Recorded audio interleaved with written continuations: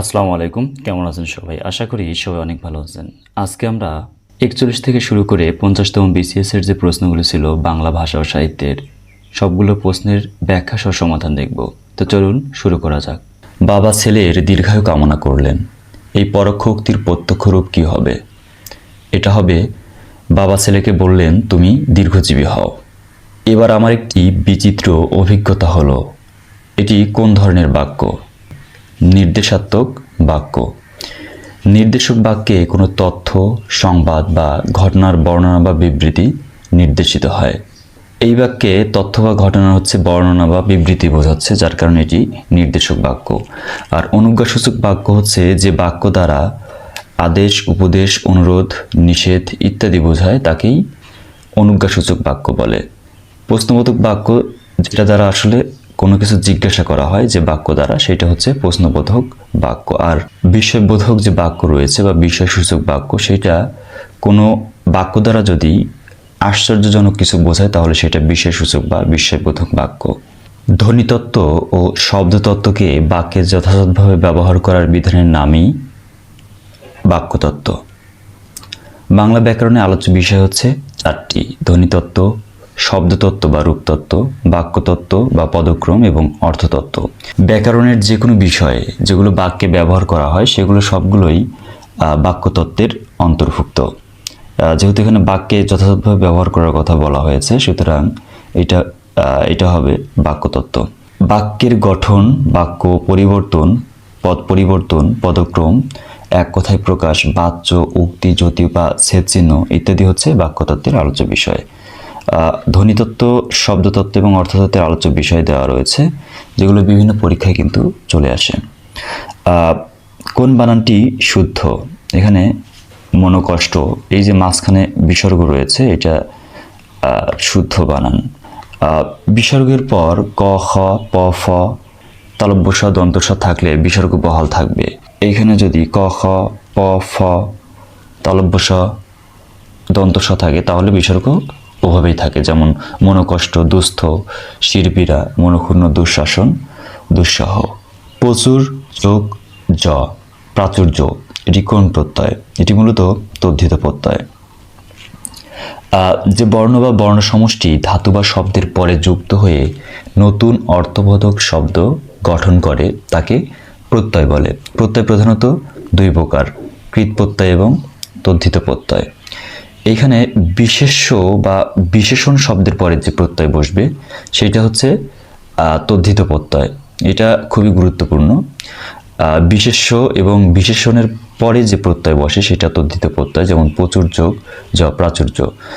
ধাতু বা ক্রিয়ামূলের পরে যে প্রত্যয় যুক্ত হয় সেটা কিন্তু কৃৎ প্রত্যয় হয়ে যায়। এই যে কৃৎ প্রত্যয় হচ্ছে সেইগুলোই যা ধাতু বা ক্রিয়ামূলের পরে বসে এবং নতুন শব্দ গঠন করে। যেমন চলন্ত, চল হচ্ছে ধাতু, এর সাথে অন্ত প্রত্যয় যুক্ত হয়ে হয়েছে চলন্ত। ব্যঞ্জনধ্বনির সংক্ষিপ্ত রূপকে বলে ফলা। ব্যঞ্জনবর্ণের সংক্ষিপ্ত রূপকে ফলা বলা হয়। মোট ফলা রয়েছে বাংলা বর্ণমালায় 6টি: বফলা, লফলা, রফলা, মফলা, জফলা, দন্তন অথবা মূর্ধন্য নফলা। আর স্বরবর্ণের সংক্ষিপ্ত রূপকে বলা হয় কার। ডিঙি টেনে বের করতে হবে কোন ধরনের বাক্যের উদাহরণ। মূলত প্রশ্নতে একটু ভুল রয়েছে, এটা কোন ধরনের বাচ্যের উদাহরণ হলে হতো ভাববাচ্য, কিন্তু বাক্য হিসেবে এটা কিন্তু সরল বাক্য, সুতরাং যৌগিক কিংবা কর্মকর্তী বাচ্য, কর্মবাচ্য নয়। আমাদের অপশন দেখে মনে হয় এটা বাচ্য থেকে এসেছিল, কিন্তু টাইপ মিস্টেকের কারণে এরকম হয়েছে। উপমান কর্মধারায় সমাসের উদাহরণ কোনটি? শশব্যস্ত, শশকের ন্যায় ব্যস্ত, এটা হচ্ছে উপমান কর্মধারায় সমাসের উদাহরণ। অভাব অর্থে ব্যবহৃত হয়েছে কোন উপসর্গটি? এখানে আলুনি বা লবণের অভাব, এটা হচ্ছে অভাব অর্থে ব্যবহৃত হয়েছে। আর এই আ হচ্ছে খাঁটি বাংলা উপসর্গ। অন্যদিকে অকাজের অ উপসর্গটি ব্যবহৃত হয়েছে নিন্দিত বা বাজে অর্থে। আবসায়ার আব উপসর্গটি ব্যবহৃত হয়েছে অস্পষ্টতা অর্থে, এবং নিখুঁতের এই যে নি উপসর্গটি ব্যবহৃত হয়েছে নেই বা নাই অর্থে। বাংলা ভাষায় প্রথম অভিধান সংকলন করেন কে? রামচন্দ্র বিদ্যাবাগীশ।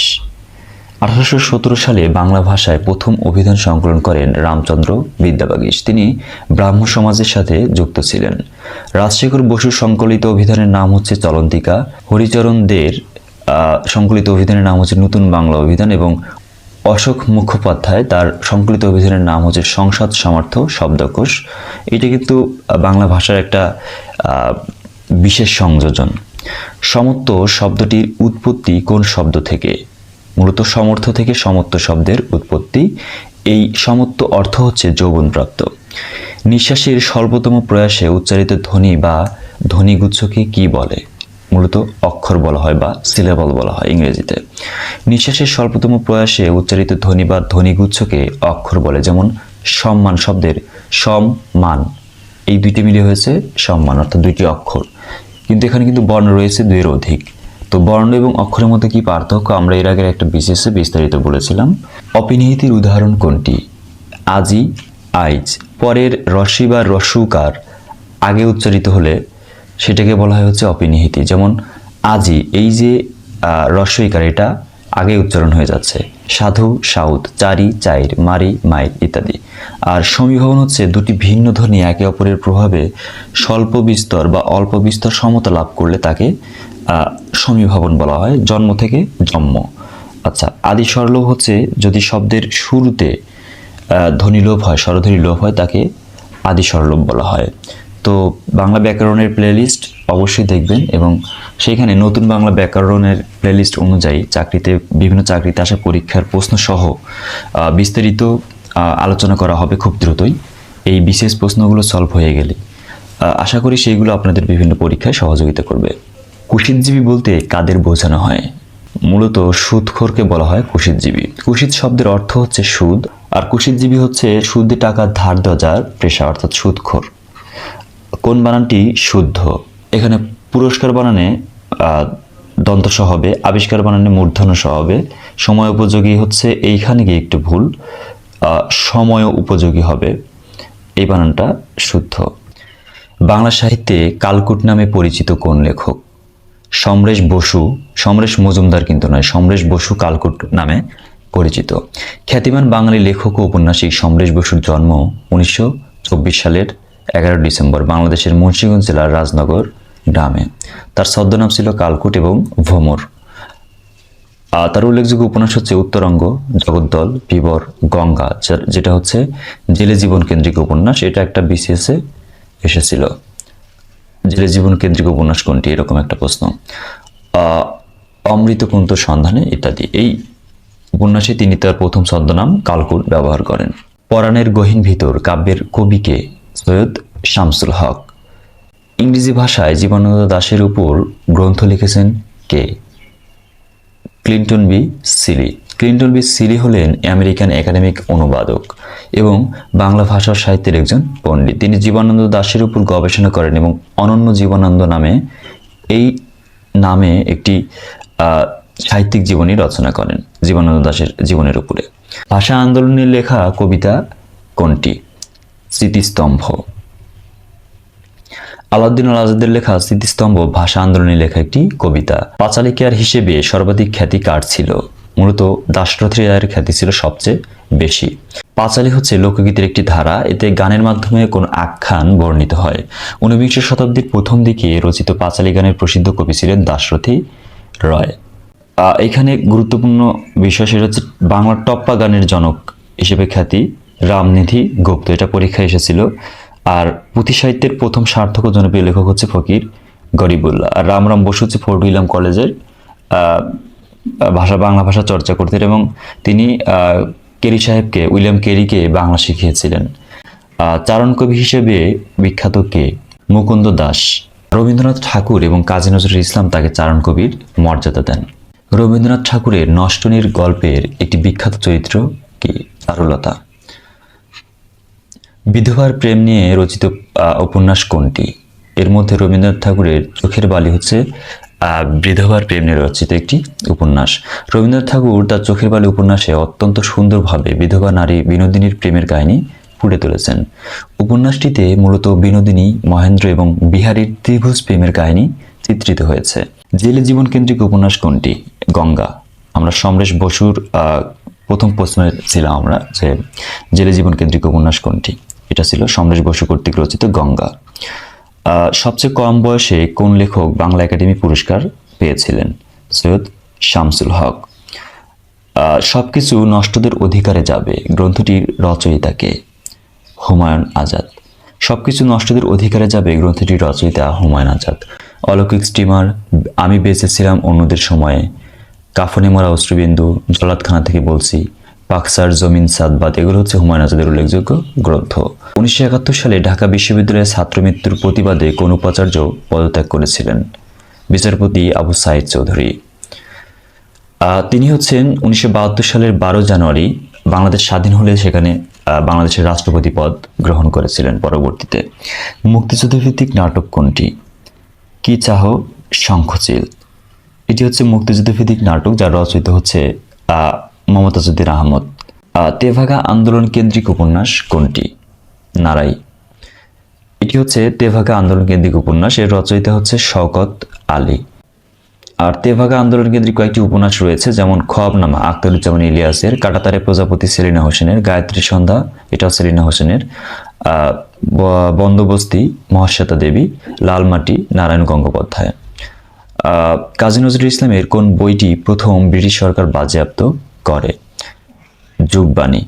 ব্রিটিশ সরকার কর্তৃক বাংলাদেশের জাতীয় কবি কাজী নজরুল ইসলামের বাজেয়াপ্তকৃত প্রথম গ্রন্থ হল যুগবাণী। আর তার প্রথম বাজেয়াপ্তকৃত কাব্যগ্রন্থ হলো বিশের বাসী। এটা মনে রাখতে হবে, প্রথম কাব্যগ্রন্থ হচ্ছে বিশের বাসী আর গ্রন্থ হচ্ছে যুগবাণী। অন্যান্য বাজেয়াপ্ত গ্রন্থ অর্থাৎ 5টি বই বা লেখা বাজেয়াপ্ত হয়েছিল, তার মধ্যে যুগবাণী, বিশের বাসী, ভাঙার গান, প্রলয় শিখা এবং চন্দ্রবিন্দু।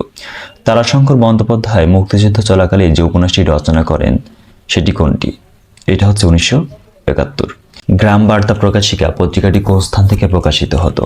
এটা হচ্ছে কুষ্টিয়ার কুমারখালী থেকে। 1863 সালে এপ্রিল মাসে কাঙাল হরিনাথ মজুমদারের সম্পাদনায় গ্রাম বার্তা প্রকাশিকা পত্রিকাটি প্রকাশিত হয়। প্রথম দিকে পত্রিকাটি প্রকাশিত হয় কলকাতার গিরিশ বিদ্যারত্ন প্রেস থেকে। পরে 1864 সালে কুষ্টিয়ার কুমারখালীর মথুরানাথ ছাপাখানা থেকে এটি প্রকাশিত হতো। জীবনী সাহিত্যের ধারা গড়ে ওঠে কাকে কেন্দ্র করে? শ্রী চৈতন্যদেব। বাংলা সাহিত্যের একটি পঙ্ক্তি না লিখেও যার নামে একটি যুগের সৃষ্টি হয়েছে তিনি হচ্ছেন শ্রী চৈতন্যদেব। তার প্রকৃত নাম হচ্ছে বিশ্বম্বর মিশ্র, ডাকনাম নিমাই, এবং তার জীবন কাহিনী অবলম্বনে রচিত সাহিত্যকে বলা হয় জীবনী সাহিত্য। চর্যাপদের টিকাকারের নাম কি? মণি দত্ত। 69-এর গণ অভ্যুত্থানের পটভূমিকায় লেখা উপন্যাস কোনটি? চিলেকোঠার সেপাই। চিলেকোঠার সেপাই আখতারুজ্জামান ইলিয়াসের প্রথম প্রকাশিত উপন্যাস।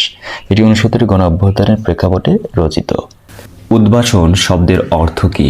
এর অর্থ হচ্ছে বাসভূমি থেকে বিতাড়িত হওয়া। উদ্ভাসন শব্দের অর্থ হচ্ছে স্বদেশ বা বাসভূমি থেকে বিতাড়ন, বাস্তুত্যাগ, নির্বাসন বা বিসর্জন। মধ্যপদলোপী কর্মধারয় সমাস কোনটি? আমরা জানি যে সমাসের মধ্যপদ লোপ পায় সেটা হচ্ছে মধ্যপদলোপী কর্মধারয় সমাস। তো এখানে সিংহ চিহ্নিত আসন, সিংহাসন, এটা হচ্ছে মধ্যপদলোপী কর্মধারায়। আর কয়েকটি উদাহরণ হচ্ছে সাহিত্য সভা, সাহিত্য বিষয়ক সভা, সাহিত্য সভা, স্মৃতিসৌধ, স্মৃতি রক্ষার্থের সৌধ। এই যে মাঝখানের পদটা লোপ পাচ্ছে, এই প্রেক্ষিতে যে সমাসটা হচ্ছে সেটা হচ্ছে মধ্যপদলোপী কর্মধারয় সমাস। বাক্যের দুটি অংশ থাকে, কি কি? উদ্দেশ্য এবং বিধেয়, সাবজেক্ট অ্যান্ড প্রেডিকেট যেটাকে বলা হয়। বাক্যের দুটি অংশ হলো উদ্দেশ্য অর্থাৎ কর্তা, কাউকে কিছু বলা হচ্ছে এমন, আর বিধেয় মানে উদ্দেশ্য সম্পর্কে যা বলা হচ্ছে সেটাই। যেমন খোকা বই পড়ছে, এখানে খোকা হচ্ছে উদ্দেশ্য অর্থাৎ সাবজেক্ট, আর বাকি যা বলা হচ্ছে এই বাক্য সাবজেক্ট সম্পর্কে বা উদ্দেশ্য সম্পর্কে সবকিছু হচ্ছে বিধেয়। যিনি ন্যায়শাস্ত্র জানেন এক কথায় হলো ন্যায়িক। ন্যায় শব্দের অর্থ হচ্ছে ন্যায়শাস্ত্রবিদ বা তার্কিক। ন্যায়যোগ ইক, এইভাবে এই শব্দের গঠন হয়েছে। সঠিক বানান নয় কোনটি? এখানে প্রাণী শব্দটি বানান সঠিক নয়, এটা হবে মূর্ধন্য ন দীর্ঘ ই, যেটা দেখা যাচ্ছে এখানে, সঠিক হচ্ছে এটা। কোনটি শুদ্ধ নয়? এর মধ্যে যন্ত্রণা বানানটি শুদ্ধ নয়, এটাও মূর্ধন্য ন দিয়ে হবে। ঐহিক শব্দের বিপরীতার্থক শব্দ কোনটি? ঐহিক শব্দের অর্থ হচ্ছে ইহলোক সংক্রান্ত, তাহলে হচ্ছে পারত্রিক অর্থাৎ পরলোক সংক্রান্ত। ঐহিক এর বিপরীত শব্দ হচ্ছে, বিপরীতার্থক শব্দ হচ্ছে পারত্রিক।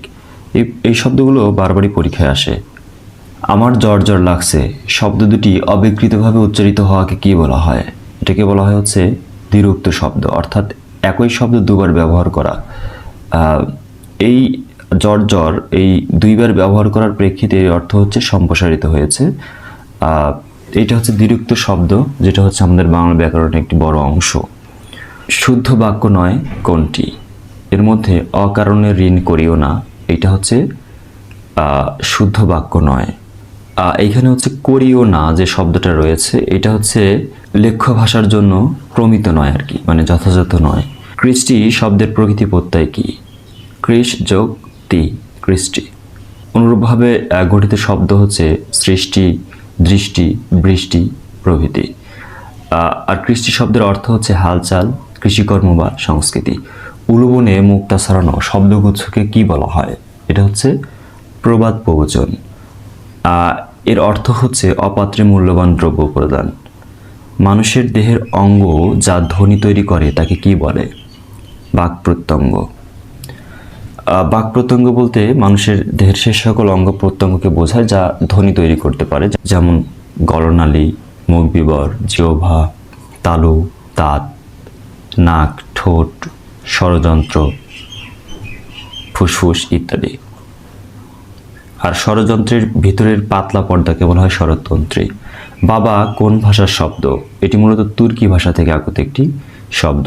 আরও তুর্কি ভাষার শব্দের উদাহরণ হচ্ছে আলখাল্লা, উজবুক, উর্দু, খোকা, বাহাদুর, বেগম, মুঘল, লাশ, সওগাত প্রভৃতি।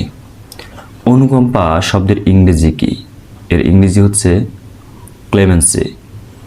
অনুকম্পা শব্দের অর্থ হচ্ছে সমবেদনা, সহানুভূতি, অনুগ্রহ। অন্যদিকে ইন্থ্রাল শব্দের অর্থ হচ্ছে মোহিত করা। ইরুডিশন শব্দের অর্থ হচ্ছে বিদ্যা বা পাণ্ডিত্য। আর হচ্ছে ফ্যাথম শব্দের অর্থ হচ্ছে অনুধাবন করা বা গভীরতা নির্ণয়। নোটিফিকেশন এর বাংলা পরিভাষা কি? বাংলা পরিভাষা হচ্ছে প্রজ্ঞাপন। কীর্তনখোলা নাটকটির বিষয়বস্তু কি ছিল? এটি ছিল মূলত দেশভাগজনিত জীবন যন্ত্রণা নিয়ে রচিত একটি নাটক। এর নাট্যকার ছিলেন সেলিম আল দীন। রচনাকাল 1989 সাল। প্রধান প্রধান চরিত্র হচ্ছে সুবল দাস, ইদু, বনশ্রী বালা, রবি দাস, সোনাই প্রমুখ। বিষয়বস্তু ছিল প্রান্তিক জনমানুষের প্রথাগত জীবন সংস্কৃতি বা লোকায়ত জীবন সংস্কৃতি। আর সেলিম আল দীনের অন্যান্য নাটক হচ্ছে জন্ডিস ও বিবিধ বিলুন, বাসন, মুনতাসির, কেরামত মঙ্গল, হাত হদাই, চাকা প্রভৃতি। মহাকবি আলাওল রচিত কাব্য কোনটি? পদ্মাবতী। মহাকবি আলাওল ছিলেন আরাকান রাজসভার শ্রেষ্ঠ কবি। তার শ্রেষ্ঠ রচনা হচ্ছে পদ্মাবতী। হিন্দি কবি মালিক মোহাম্মদ জায়সির পদ্মাবত অবলম্বনে রচিত এই পদ্মাবতী কাব্যটি। আর এটা সম্পাদনা করেছিলেন আব্দুল করিম সাহিত্য বিশারদ। বাংলা আদি অধিবাসীগণ কোন ভাষাভাষী ছিলেন? অস্ট্রিক। অস্ট্রিক জনগোষ্ঠীর সাথে দ্রাবিড় ও আর্য জাতির সংমিশ্রণে গড়ে ওঠে বাঙালি জাতি। প্রায় 5 থেকে 6 হাজার বছর পূর্বে ইন্দোচীন থেকে আসাম হয়ে অস্ট্রিক জাতি বাংলায় প্রবেশ করে। মুক্তিযুদ্ধভিত্তিক স্বল্পদৈর্ঘ্য চলচ্চিত্র কোনটি? হুলিয়া। কবি নির্মলেন্দু গুণের হুলিয়া কবিতা অবলম্বনে পরিচালিত এই স্বল্পদৈর্ঘ্য চলচ্চিত্রটি। পরিচালক ছিলেন তানভীর মোকাম্মেল। মুক্তি পায় 1991 সালে। অভিনয় করেছিল হুমায়ুন ফরিদি, আসাদুজ্জামান নূর, আলী জাকির, লিলি চৌধুরী প্রমুখ। হুলিয়া আরবি শব্দ, এর অর্থ হচ্ছে পলাতক আসামিকে গ্রেপ্তার করার জন্য তার চেহারার বর্ণনা সহ বিজ্ঞাপন। অন্যদিকে পূর্ণদৈর্ঘ্য চলচ্চিত্র রয়েছে। দেখেন প্রশ্নটা এইখানে একটু জটিল করে ফেলেছে। মুক্তিযুদ্ধভিত্তিক স্বল্প দৈর্ঘ্য চলচ্চিত্র কোন সাহিত্যকর্মে সান্ধ্য ভাষার প্রয়োগ আছে? চর্যাপদে সান্ধ্য ভাষার প্রয়োগ রয়েছে। চর্যাপদে ব্যবহৃত ভাষা হচ্ছে সান্ধ্য ভাষা বা আলো আধারী ভাষা। এর বৈশিষ্ট্য হচ্ছে দ্ব্যর্থক, অর্থাৎ যা বোঝা যায় না সহজে, অস্পষ্ট এবং রূপকাত্মক। অন্যান্য সাহিত্যকর্ম যেমন পদাবলী, এর ভাষা হচ্ছে ব্রজবলী ভাষা। গীতগোবিন্দ সংস্কৃত ভাষায় রচিত এবং চৈতন্য জীবনী হচ্ছে বাংলা ও সংস্কৃত ভাষায় লেখা। সবুজপত্র পত্রিকাটির সম্পাদক কে ছিলেন? প্রমোদ চৌধুরী। এটি প্রকাশিত হয় 1914 সালে। সম্পাদক ছিলেন প্রমোদ চৌধুরী। বাংলা সাহিত্যের চলিত রীতির প্রবর্তক হচ্ছেন প্রমোদ চৌধুরী। আর আমরা বলেছি কিন্তু প্রতিটা পরীক্ষাতে প্রমোদ চৌধুরী থেকে প্রশ্ন হয়। মুক্তিযুদ্ধভিত্তিক নভেল বা উপন্যাস কোনটি? জীবন ও রাজনৈতিক বাস্তবতা। লেখক ছিল শহীদুল জহির। প্রথম প্রকাশ 1988 সাল। পটভূমি বাংলাদেশের স্বাধীনতা যুদ্ধ। আর চরিত্র ছিল আব্দুল মজিদ, যেটা হচ্ছে নায়ক চরিত্র, বধু মাওলানা রাজাকার। কোনটি নাম ধাতুর উদাহরণ? এর মধ্যে বেতা, এটা হচ্ছে নাম ধাতুর উদাহরণ। সাধারণত বিশেষ্য বিশেষণ ধনাত্মক অব্যয়ের পরে আ প্রত্যয় যোগে যেসব ধাতু গঠিত হয় সেগুলোকে নাম ধাতু বলা হয়। যেমন বেত বিশেষ্য শব্দ, এর সাথে স্বরে আ প্রত্যয় যুক্ত হয়ে হয়েছে বেতা, যেটা হচ্ছে নাম ধাতু। আবার বাক বিশেষণ শব্দের সাথে আ প্রত্যয় যুক্ত হয়ে হয়েছে বাঁকা। আবার ধনাত্মক অব্যয় যোগে যেমন কনকন আছে, এই শব্দগুলো ব্যবহৃত গঠন হয়েছে, এগুলো হচ্ছে নাম ধাতু। উদাহরণ যদি দিই আমরা, যেমন হচ্ছে বেতা, শিক্ষক ছাত্রকে বেতাচ্ছেন, অর্থাৎ বেত দিয়ে প্রহার করা, এটা হচ্ছে নাম ধাতুর উদাহরণ। আবার কুঞ্চিটি বাঁকিয়ে ফেলো, বাঁকিয়ে ফেলো, এটা হচ্ছে বাঁকানো, নাম ধাতুর উদাহরণ। গড্ডলিকা প্রবাহ বাগধারার গড্ডল শব্দের অর্থ কী? গড্ডল শব্দের অর্থ হচ্ছে ভেড়া, মেষ বা গারল। গড্ডল বা গড্ডল শব্দের অর্থ হচ্ছে ভেড়া, মেষ বা গারল। আর গড্ডলিকা অর্থ হচ্ছে অগ্রবর্তী ভেড়াকে অনুসরণকারী ভেড়ার পাল। গড্ডলিকা প্রবাহ বাগধারাটি বর্তমান সময়ের সাথে খুবই প্রাসঙ্গিক। আমরা সবাই একে অন্যকে অনুকরণ করতে পছন্দ করি বিচার বিবেচনা ছাড়াই। গড্ডলিকা প্রবাহ বাগধারাটির অর্থ হচ্ছে বিচার বিবেচনা না করে অন্যের অন্ধ অনুকরণ বা প্রচলিত ধারার অনুসরণ করা। তাতে সমাজ জীবন চলে না, এর অস্তিবাচক রূপ কোনটি? তাতে সমাজ জীবন অচল হয়ে পড়ে। নেতিবাচক বাক্য থেকে অস্তিবাচক কিংবা অস্তিবাচক বাক্য থেকে নেতিবাচক বাক্য করার জন্য কিছু নিয়ম অনুসরণ করতে হয়। যেমন অর্থ পরিবর্তন করা যাবে না, অর্থাৎ মূল অর্থ অপরিবর্তিত থাকবে। নাবোধক শব্দ বাদ দিতে হবে এবং প্রয়োজনে বিপরীত শব্দ ব্যবহার করতে হবে। যেমন এইখানে আমরা তাতে সমাজ জীবন চলে না, এটার পরিবর্তে কি লিখলাম? তাতে সমাজ জীবন অচল হয়ে পড়ে। অচল হয়ে পড়াটা হচ্ছে হয়ে গেল, অর্থাৎ নেতিবাচক আছে আমরা অস্তিবাচক করে ফেললাম, কিন্তু অর্থ কিন্তু একই থাকলো। বাকযন্ত্রের অংশ কোনটি? উপরের সবগুলো, অর্থাৎ ষড়যন্ত্র, ফুসফুস, দাঁত সবগুলো হচ্ছে বাকযন্ত্রের অংশ। রবীন্দ্রনাথ কোন কারক বাদ দিতে চেয়েছিলেন? মূলত সম্পাদন কারককে বাদ দিতে চেয়েছিলেন রবীন্দ্রনাথ এবং সুনীতি কুমার চট্টোপাধ্যায়। কারক আসলে কি? কারক হচ্ছে ক্রিয়াপদের সাথে নামপদের যে সম্পর্ক, সেটি হচ্ছে কারক। কারক মূলত 6 প্রকার: কর্তৃকারক, কর্মকারক, করণকারক, সম্পাদন কারক, অপদান কারক এবং অধিকরণ কারক। এর মধ্যে সম্পাদন কারককে রবীন্দ্রনাথ ঠাকুর এবং সুনীতি কুমার চট্টোপাধ্যায় অপ্রয়োজনীয় মনে করেছেন। বর্তমান সময়ে এই সম্পাদন কারককে বাদ দিয়ে সম্বন্ধ কারক যুক্ত করা হয়েছে নবম দশম শ্রেণীর যে বা বোর্ড ব্যাকরণ বই রয়েছে। অ্যাটেস্টেড শব্দের বাংলা পরিভাষা কি? এর অর্থ হচ্ছে সত্যায়িত। অন্যদিকে সার্টিফাইড শব্দের অর্থ হচ্ছে প্রত্যায়িত। ডেকে ডেকে হয়রান হচ্ছি, এ বাক্যে ডেকে ডেকে কোন অর্থ প্রকাশ করে? মূলত এটা পৌনঃপুনিকতা প্রকাশ করে। ভুল বানান কোনটি? মূলত এখানে ভুবনটা হচ্ছে ভুল বানান, এটা হবে ভয় রস্যউ ব এবং দন্ত ন। যিনি বিদ্বান তিনি সর্বত্র আদরণীয়, এটি কোন ধরনের বাক্য? এটি মূলত জটিল বাক্য। আমরা জানি অর্থ অনুযায়ী বাক্য হচ্ছে 3 ধরনের: সরল বাক্য, জটিল বাক্য এবং যৌগিক বাক্য। সরল বাক্যে হচ্ছে একটি উদ্দেশ্য এবং একটি সমাপিকা ক্রিয়া বা বিধেয় থাকে, অর্থাৎ যে বাক্যে একটি কর্তা অর্থাৎ উদ্দেশ্য এবং একটি সমাপিকা ক্রিয়া বা বিধেয় থাকবে সেটা হচ্ছে সরল বাক্য। যেমন রহিম ভালো ছেলে। রহিম হচ্ছে উদ্দেশ্য বা কর্তা এবং ভালো ছেলে হচ্ছে বিধেয়। অন্যদিকে জটিল বাক্য হচ্ছে যেখানে একটি প্রধান খণ্ডবাক্যের সঙ্গে এক বা একাধিক আশ্রিত খণ্ডবাক্য থাকবে সেইটা। যা এটি চেনার উপায় হচ্ছে যে, সে, যিনি, তিনি, এরকম কিছু সাপেক্ষ সর্বনাম থাকে আর কি। যেমন হচ্ছে যদি তুমি আসো তবে আমি যাব, এই আসার উপরে এটি নির্ভরশীল, অর্থাৎ তবে আমি যাব হচ্ছে নির্ভরশীল বাক্য। এরকম ভাবে হচ্ছে জটিল বাক্য গঠিত হয়। যৌগিক বাক্য হচ্ছে 2 বা ততোধিক স্বাধীন বাক্য মিলিত হবে, অর্থাৎ এখানে একটি স্বাধীন এবং অধীন বাক্য থাকবে, এক বা একাধিক, আর এদিকে 2টি স্বাধীন। যৌগিক বাক্যে কিছু সংযোজক অব্যয় রয়েছে যেগুলো দ্বারা আসলে যৌগিক বাক্য নির্ণয় করা যায়। যেমন এবং, ও, কিন্তু, অথবা, নতুবা, তাই, অথচ, কিংবা, বরং, তথাপি ইত্যাদি। চিকিৎসা শাস্ত্র কোন সমাস? এটি মূলত মধ্যপদলোপী কর্মধারায় সমাস। যে সমাসে পরপদের প্রাধান্য পায় এবং ব্যাসবাক্য থেকে মধ্যপদ লোপ পায় সেটাই হচ্ছে কর্মধারায় সমাস। যেমন সিংহ চিহ্নিত আসন, সিংহাসন, জ্যোৎস্না শোভিত রাত, জ্যোৎস্না রাত, স্মৃতি রক্ষার্থে যে সৌধ, স্মৃতিসৌধ, এটা সাহিত্য বিষয়ক সভা, সাহিত্য সভা ইত্যাদি। আসমান কোন ভাষা থেকে আগত শব্দ? এটি মূলত ফার্সি ভাষা থেকে আগত শব্দ। এটি কিন্তু ফরাসি নয়, ফার্সি। ফরাসি হচ্ছে ফ্রেঞ্চ শব্দ, ফ্রেঞ্চ বা ফ্রান্স থেকে আগত শব্দ হচ্ছে ফরাসি। আর ফার্সি হচ্ছে ইরান বা পারস্য থেকে যে শব্দগুলো। আর আমাদের বাংলা ভাষায় কিন্তু এই ইরানের শব্দ বা পারস্যের শব্দ অনেক, অর্থাৎ ফার্সি শব্দ অনেক। নিম্ন বিবৃত স্বরধ্বনি কোনটি? সরেয়া হচ্ছে নিম্ন বিবৃত স্বরধ্বনি। অন্যদিকে রস্বই হচ্ছে উচ্চ সম্মুখ স্বরধ্বনি, এ হচ্ছে উচ্চ মধ্য সম্মুখ স্বরধ্বনি এবং এ হচ্ছে নিম্ন মধ্য সম্মুখ স্বরধ্বনি। জিগিবিসা শব্দের অর্থ কী? এর অর্থ হচ্ছে বেঁচে থাকার ইচ্ছা। জিগিবিসা অর্থ হচ্ছে বেঁচে থাকার ইচ্ছা। অন্যদিকে শুশ্রূষা শব্দের অর্থ হচ্ছে সেবা করার ইচ্ছা। আবার চিকিৎসা অর্থ হচ্ছে করার ইচ্ছা, যেমন হচ্ছে অনুকরণ করার ইচ্ছাকে বলা হচ্ছে অনুচিকিৎসা। জিজ্ঞাসা শব্দের অর্থ হচ্ছে জয় করার ইচ্ছা। আবার জিঘাংসা অর্থ হচ্ছে হনন করার ইচ্ছা। বড় থেকে বড্ড, এটি কোন ধরনের পরিবর্তন? শব্দের কিছু পরিবর্তন রয়েছে বাংলা ভাষায়, যেমন সমীভবন, বিষমীভবন, ব্যঞ্জন দিক্ত, ব্যঞ্জন বিকৃতি প্রভৃতি।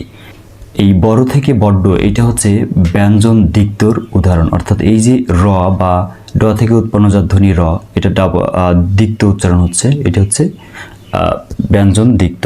কখনো কখনো জোর দেওয়ার জন্য শব্দের অন্তর্গত ব্যঞ্জনের দিক্ত উচ্চারণ হয়, একে বলা হচ্ছে ব্যঞ্জন দিক্ত। যেমন বড় থেকে বড্ড, পাকা থেকে পাক্কা, সকাল থেকে সকাল প্রভৃতি। অন্যদিকে বিষমীভবন রয়েছে, যেটা হচ্ছে দুটি সমবর্ণের একটি পরিবর্তনকে বোঝায়। যেমন হচ্ছে শরীর থেকে শরীর, লাল থেকে নাল। দেখেন এখানে র দুইটা ছিল, একটা হয়ে গেল এবং পরিবর্তন হয়ে ল হয়ে গেল। আবার ল ল ল ছিল এবং এখানে হয়ে গেল ন ল, এরকম নাঙল লাঙল এগুলো। সমীভবন রয়েছে, যেটা হচ্ছে শব্দ মধ্যস্থ দুটি ভিন্ন ধ্বনি। এখানে হচ্ছে ভিন্ন ধ্বনি একে অপরের প্রভাবে অল্প বিস্তর সমতা লাভ করলে সেটাকে বলা হচ্ছে সমীভবন। যেমন জন্ম থেকে জন্ম, জন্ম থেকে জন্ম, কান্না থেকে কান্না, তদ্হিত তদ্হিত, সত্য থেকে সত্য প্রভৃতি। ব্যঞ্জন বিকৃতিটা আসলে কি? যখন কোনো ব্যঞ্জন পরিবর্তন হয়ে নতুন ব্যঞ্জন হয় তখন সেটাকে ব্যঞ্জন বিকৃতি বলা হয়। যেমন কবাট থেকে কপাট, এখানে ব ছিল, এখানে হয়ে গেল প। আবার ধাইমা থেকে দাইমা, এখানে ধ ছিল, এখানে হয়ে গেল দ। ধোবা থেকে ধোপা, পানি থেকে হানি, এটা হচ্ছে ব্যঞ্জন বিকৃতির উদাহরণ। সপ্তকাণ্ড রামায়ণ বাগধারাটির অর্থ কী? এর অর্থ হচ্ছে বৃহৎ বিষয়। কেনোত্তমের কোন দুটি শাখা এশিয়ার অন্তর্গত? হিত্তিক ও তোখারিক। ইন্দো ইউরোপীয় ভাষাবংশের দুটি প্রধান শাখা হচ্ছে কেন্তম এবং শতম। শতমের মধ্যে রয়েছে হচ্ছে ইন্দো ইরানীয়, বাল্টোস্লাভিক, আলবেনীয় এবং আর্মেনীয়। এবং কেন্তমের শাখা হিসেবে রয়েছে গ্রিক, ইতালিক, কেল্টিক, জার্মানিক, তোখারীয় এবং হিত্তিক। তো তোখারীয় এবং হিত্তিক হচ্ছে কেন্তমের এশীয় শাখা, এশিয়ার অন্তর্গত। রুখের কেন্তলি কুমিরে খায়, এর অর্থ কী? এর অর্থ হচ্ছে গাছের তেঁতুল কুমিরে খায়। রুখ শব্দের অর্থ হচ্ছে গাছ, কেন্তলি শব্দের অর্থ হচ্ছে তেঁতুল।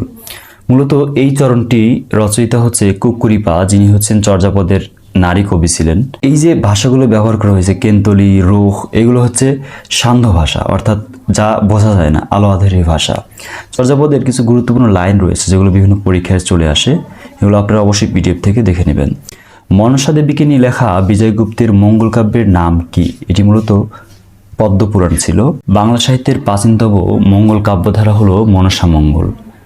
এটি মূলত দেবী মনসার পূজা প্রচার এবং চাঁদ সওদাগরের বিদ্রোহটাকে নিয়ে লেখা হয়েছে। মনসা দেবীর অপর নাম হচ্ছে কেতকা বা পদ্মাবতী, তাই এই মঙ্গল কাব্যকে বলা হয়েছে পদ্মপুরাণ। এর আদিকবি ছিল কানাহরি দত্ত এবং শ্রেষ্ঠ কবি হচ্ছে বিজয়গুপ্ত। দৌলত উজির বাহারাম খান সাহিত্য সৃষ্টিতে কার পৃষ্ঠপোষকতা লাভ করেন? জমিদার নিজাম শাহর পৃষ্ঠপোষকতা লাভ করেছিলেন। দৌলত উজির বাহারাম খান বাংলা রোমান্টিক প্রণয়োপাখ্যান কাব্যের একজন গুরুত্বপূর্ণ কবি। তিনি লাইলি মজনু, ইমাম বিজয় এরকম গুরুত্বপূর্ণ কিছু কাব্য রচনা করেন। নিজাম শাহী তাকে কিন্তু দৌলত উজির উপাধি দিয়েছিলেন। চর্যাপদ এর প্রাপ্তিস্থান কোথায়? নেপালের রয়্যাল লাইব্রেরি থেকে এটি পাওয়া যায়। হরপ্রসাদ শাস্ত্রী 1907 সালে নেপালের রাজগ্রন্থশালা থেকে চর্যাপদ আবিষ্কার করেন। এটি ছিল তার তৃতীয় প্রচেষ্টার ফল। রাজা রাজেন্দ্রলাল মিত্র প্রথম নেপালে বৌদ্ধ সাহিত্য নিয়ে কাজ শুরু করেন। তার গ্রন্থের নাম ছিল হচ্ছে সংস্কৃত Buddhist literature in Nepal.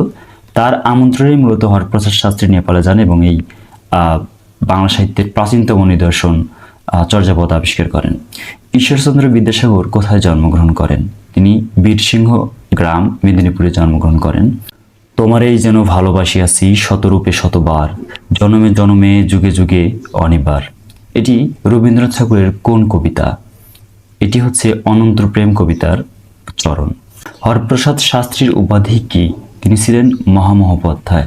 Dhaka বিশ্ববিদ্যালয়ের বাংলা ও সংস্কৃত বিভাগের প্রতিষ্ঠাতা চেয়ারম্যান ছিলেন হচ্ছে হরপ্রসাদ শাস্ত্রী, যার জন্ম পশ্চিমবঙ্গের নৌহাটিতে। তার উপাধি ছিল মহামহোপাধ্যায়, বাল্য নাম ছিল শরৎনাথ, পারিবারিক পদবি ছিল ভট্টাচার্য। 1907 সালে নেপালের রাজগ্রন্থশালা থেকে তিনি চর্যাপদ আবিষ্কার করেন। 1916 সালে তিনি বঙ্গীয় সাহিত্য পরিষদ থেকে এই চর্যাপদটি 1000 বছরের বাংলা বৌদ্ধ গান ও দোহা এই নামে প্রকাশ করে এবং 1927 সালে ঢাকা বিশ্ববিদ্যালয় থেকে ডিলিট ডিগ্রি লাভ করেন। ওই খেপেছে পাগলি মায়ের দামাল ছেলে। এখানে দামাল ছেলেকে, দামাল ছেলে হচ্ছে কামাল পাশা, দামাল ছেলে কামাল পাশা। এটি কামাল পাশা কবিতা থেকে নেওয়া হয়েছে, যেটা অগ্নিবীণা কাব্যগ্রন্থের অন্তর্ভুক্ত। রচয়িতা কাজী নজরুল ইসলাম। সজনীকান্ত দাস সম্পাদিত পত্রিকার নাম কি? শনিবারের চিঠি পত্রিকাটি সম্পাদক ছিলেন সজনীকান্ত দাস। মানুষের মৃত্যু হলে তবুও মানব থেকে যায়, এটি কোন কবির কাব্যাংশের অংশ? এর রচয়িতা হচ্ছে জীবনানন্দ দাশ। মানুষের মৃত্যু হলে কবিতা থেকে এই লাইনগুলো নেওয়া, যেটার রচয়িতা হচ্ছে জীবনানন্দ দাশ। কোনটি মুক্তিযুদ্ধ ভিত্তিক উপন্যাস? এখানে নেকড়ে অরণ্য হচ্ছে শওকত ওসমান রচিত একটি মুক্তিযুদ্ধ ভিত্তিক উপন্যাস। অন্যদিকে জাহান্নাম হইতে বিদায়, কৃতদাসের হাসি, দুই সৈনিক, এগুলো শওকত ওসমানের লেখা। জাহান্নাম হইতে বিদায় হচ্ছে মুক্তিযুদ্ধের প্রথম উপন্যাস। আর গুরুত্বপূর্ণ কয়েকটি বিষয় হচ্ছে প্রদোষী প্রাকৃতিক হচ্ছে শওকত আলীর লেখা ঐতিহাসিক প্রেক্ষাপটে রচিত একটি উপন্যাস। রাঙা প্রভাত হচ্ছে আবুল ফজলের দেশ স্বদেশ প্রেম ও ধর্ম নিয়ে লেখা একটি উপন্যাস। এবং কাদো নদী কাদো বিখ্যাত উপন্যাসিক সৈয়দ অলিউল্লাহর লেখা ব্যক্ত ও সামাজিক সংকট নিয়ে লেখা একটি উপন্যাস। মুখ ঢেকে যায় বিজ্ঞাপনে কাব্যগ্রন্থের কবিকে? কবি হচ্ছে শঙ্খ ঘোষ। অনেক সুন্দর একটি কাব্যগ্রন্থ, অবশ্যই পড়বেন। ক্ষুদ্র জাতিগোষ্ঠী নিয়ে লেখা উপন্যাস কোনটি? মূলত কর্ণফুলী হচ্ছে ক্ষুদ্র জাতিগোষ্ঠী নিয়ে লেখা একটি উপন্যাস, যার রচয়িতা হচ্ছে আলাউদ্দিন আল আজাদ। তিনি মূলত এই উপন্যাসটি লিখেছিলেন কর্ণফুলী নদী তীরের চট্টগ্রামের যে ক্ষুদ্র নিগোষ্ঠী রয়েছে, জাতিগোষ্ঠী রয়েছে, তাদের জীবনযাপন প্রণালী হচ্ছে তুলে ধরার চেষ্টা করেছিলেন। নীললোহিত কোন লেখকের ছদ্মনাম? সুনীল গঙ্গোপাধ্যায়ের ছদ্মনাম ছিল নীললোহিত। এছাড়াও তিনি নীল উপাধ্যায় এবং সনাতন পাঠক ছদ্মনামেও লিখতেন। তার জন্ম মাদারীপুরে। প্রথম কাব্যগ্রন্থ হচ্ছে একা এবং কয়েকজন। প্রথম উপন্যাস আত্মপ্রকাশ এবং বিখ্যাত উপন্যাস হচ্ছে পূর্ব পশ্চিম, যেটা একটা বিশেষে এসেছিল। এটি হচ্ছে মূলত দেশভাগ নিয়ে লেখা একটি সুন্দর উপন্যাস। মুসলিম সাহিত্য সমাজ থেকে এবছরও প্রশ্ন হবে, এটা 100% সত্য যে কোনো পরীক্ষাতেই। মুসলিম সাহিত্য সমাজ প্রতিষ্ঠিত হয় কত সালের কত তারিখে? 1926 সালের 19 জানুয়ারি প্রতিষ্ঠিত হয়। প্রতিষ্ঠাতা সভাপতি ছিলেন ডক্টর মোহাম্মদ শহীদুল্লাহ। মূল মন্ত্র ছিল হচ্ছে বুদ্ধির মুক্তি এবং তাদের যে একটা পত্রিকা ছিল তার নাম ছিল হচ্ছে শিক্ষা পত্রিকা, সম্পাদক ছিল আবুল হোসেন। এই শিক্ষা পত্রিকার 5 লাইন বা এই স্লোগানই ছিল এটা, যে জ্ঞান যেখানে সীমাবদ্ধ, বুদ্ধি সেখানে আড়ষ্ট, মুক্তি সেখানে অসম্ভব। কত সালে দুর্গেশ নন্দিনী উপন্যাস প্রথম প্রকাশিত হয়? 1865 সালে। বাংলা সাহিত্যের প্রথম সার্থক উপন্যাস হচ্ছে দুর্গেশ নন্দিনী। এটি প্রকাশিত হয় 1865 সালের মার্চ মাসে। রচয়িতা ছিলেন বঙ্কিমচন্দ্র চট্টোপাধ্যায়। মূলত মোগল ও পাঠানদের যে সংঘর্ষ ছিল, এই বিষয়টাকে কেন্দ্র করেই দুর্গেশ নন্দিনী উপন্যাসটা রচনা করা হয়েছিল। বাংলা সাহিত্যের প্রথম মহিলা ঔপন্যাসিক কে? স্বর্ণকুমারী দেবী, যিনি ছিলেন হচ্ছেন রবীন্দ্রনাথ ঠাকুরের বোন। আর বাংলা সাহিত্যের প্রথম মহিলা কবি কিন্তু চন্দ্রাবতী, এটা মাথায় রাখতে হবে। তো যেহেতু বাংলা সাহিত্যের প্রথম মহিলা উপন্যাসিক হচ্ছে স্বর্ণকুমারী দেবী, তাহলে বাংলা সাহিত্যের প্রথম মহিলা উপন্যাসিক কর্তৃক রচনাকৃত উপন্যাস কি? সেটা হচ্ছে দ্বীপ নির্বাণ। আমার দেখা নয়া চীন কে লিখেছেন? শেখ মুজিবুর রহমান। আমার দেখা রাজনীতির 50 বছর এর রচয়িতাকে? এটি মূলত আবুল মনসুর আহমেদ রচিত একটি বিখ্যাত রচনা। ধ্বনি পরিবর্তনের নিয়মে কোনটি বর্ণ বিপর্যয়ের দৃষ্টান্ত? এখানে পিচাস হচ্ছে বর্ণ বিপর্যয়ের দৃষ্টান্ত। বর্ণ বিপর্যয় অর্থ হচ্ছে দুটি ব্যঞ্জনের স্থান পরিবর্তন করা। যেমন হচ্ছে পিচাস থেকে পিশাচ বা পিশাচ থেকে পিচাস, রিক্সা থেকে রিস্কা, লাফ থেকে ফাল, এই যে শব্দগুলো এগুলো হচ্ছে বর্ণ বিপর্যয়ের উদাহরণ। আমরা ধ্বনি পরিবর্তন অধ্যায়ে বিস্তারিত জেনে নেব। নিচের কোনটি অগ্নির সমার্থক শব্দ নয়? অগ্নির সমার্থক শব্দ নয় আবির। অগ্নি শব্দের অর্থ হচ্ছে আগুন, এটা আমরা সবাই জানি। এর সমার্থক শব্দ হচ্ছে বহ্নি, বায়ুসখা, বৈশ্যানর, কিন্তু আবির অগ্নির সমার্থক শব্দ নয়। দেশের যত নদীর ধারা জল না, ওরা অশ্রুধারা, এই উক্তিটি নিচের কোন পারিভাষিক অলঙ্কার দ্বারা শোভিত? এটা হচ্ছে অপরীতি। দুটি বিষয়ের মধ্যে তুলনা করতে উপমেয়, যেটাকে প্রত্যক্ষ বস্তু বলা হয়, এবং উপমান পরোক্ষ বস্তু ব্যবহৃত হয়। যেখানে উপমেয়কে সম্পূর্ণ অস্বীকার করে উপমানকে প্রতিষ্ঠা করা হয়, সেখানে অপরীতি অলঙ্কার হয়। তো সেই ক্ষেত্রে এইটা হচ্ছে অপরীতি। যথারীতি কোন সমাসের দৃষ্টান্ত? এটা হচ্ছে অব্যয়ীভাব সমাস, অর্থাৎ রীতিকে অতিক্রম না করে। যেখানে পূর্বপদে অব্যয় যথা আ, উপ, নির, প্রতি, এই অব্যয়গুলো থাকে এবং অব্যয়ের অর্থই প্রাধান্য পায়, তাকে অব্যয়ীভাব সমাস বলা হয়। ব্যাসবাক্য হচ্ছে এরকম: যথারীতি, রীতিকে অতিক্রম না করে, যথাসাধ্য, সাধ্যকে অতিক্রম না করে, আমরণ, মরণ পর্যন্ত, উপকূল, কুলের সমীপে। এই যে উপ শব্দের অর্থ হচ্ছে এখানে সমীপে, আ অর্থ পর্যন্ত, এই বিষয়টা কিন্তু প্রাধান্য পাচ্ছে সকল জায়গায়। নিরামিষ, আমিষের অভাব, এই যে নি যেটা হচ্ছে নির্বাণী, এটা হচ্ছে অভাব অর্থে ব্যবহৃত হয়েছে। প্রতি যেটা হচ্ছে দিন দিন বা প্রতিদিন, এই পূর্বপদে প্রাধান্যের কারণে এটাকে বলা হচ্ছে অব্যয়ভাব সমাস। মনে রাখতে হবে পূর্বপদে অব্যয় পদ থাকবে এবং অব্যয় পদেরই প্রাধান্য পাবে। শুদ্ধ বানান কোনটি? মুমূর্ষু, রস্যু দীর্ঘ, রস্যু শয়রেফ, এটা হচ্ছে মুমূর্ষু শব্দের সঠিক বানান, যেটা বিভিন্ন পরীক্ষায় চলে আসে। ইতর বিশেষ বলতে বোঝায় পার্থক্য। ইতর কিন্তু অভদ্র, ইতর শব্দের অর্থ হচ্ছে অভদ্র, কিন্তু ইতর বিশেষ বলতে বোঝায় হচ্ছে কোনো কিছুর পার্থক্য। ইতর শব্দের অর্থ হচ্ছে কল্পিত নিম্ন শ্রেণীভুক্ত ইতর লোক, পশু শ্রেণীভুক্ত ইতর জীব, নিজ মনোভাবপূর্ণ বা অধম। অন্যদিকে ইতর বিশেষ অর্থ হচ্ছে পার্থক্য। নিপাতনে সিদ্ধ স্বরসন্ধির দৃষ্টান্ত কোনটি? গোবাক্ষ, গো যোগ অক্ষ, এটা হচ্ছে নিপাতনের সিদ্ধ স্বরসন্ধির উদাহরণ।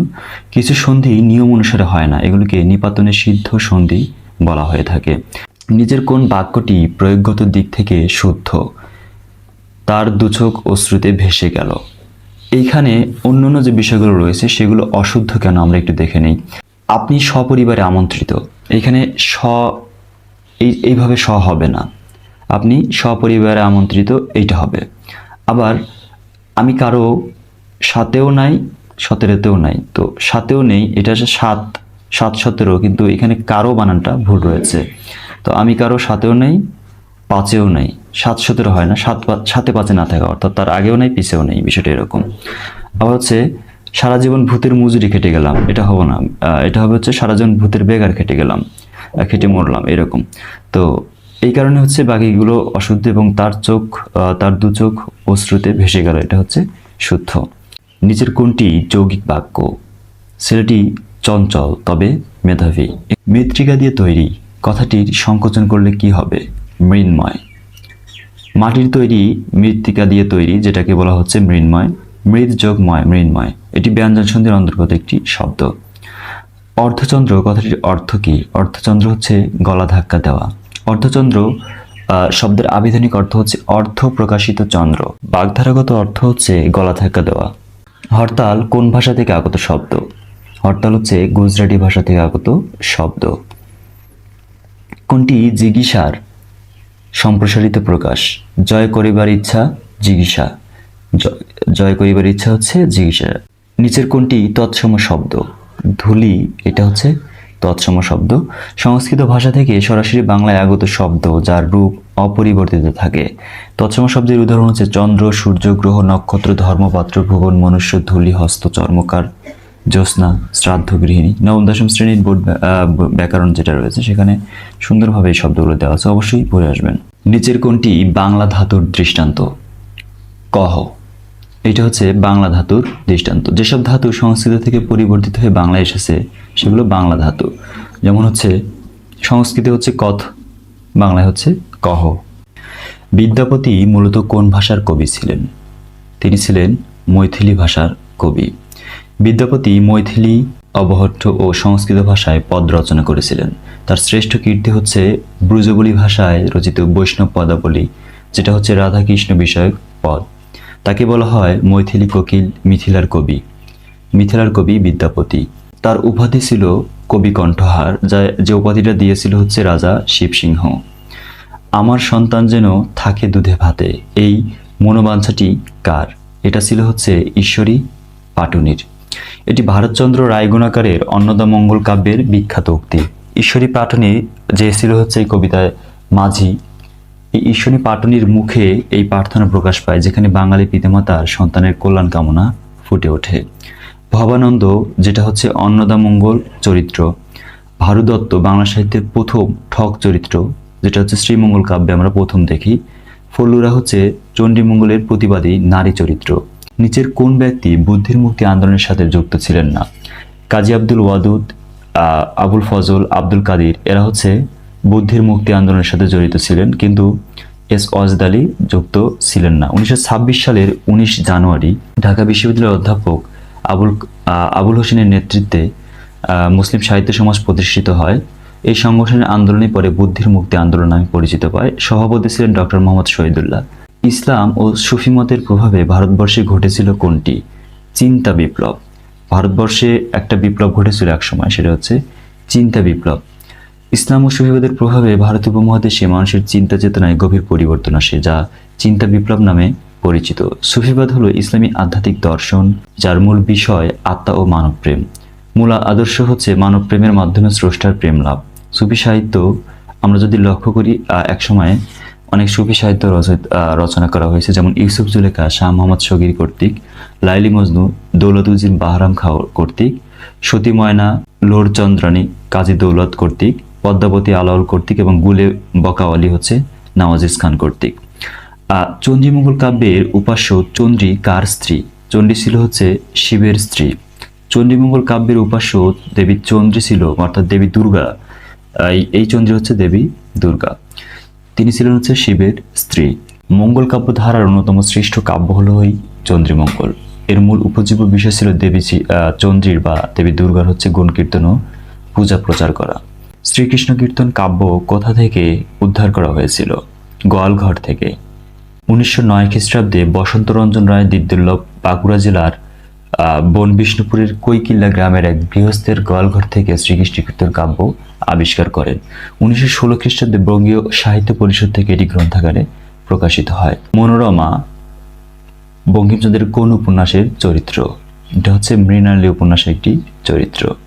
ব্যক্তপ্রেম ও গুপ্তপ্রেম কবিতা দুটি রবীন্দ্রনাথের কোন কাব্যগ্রন্থের অন্তর্গত?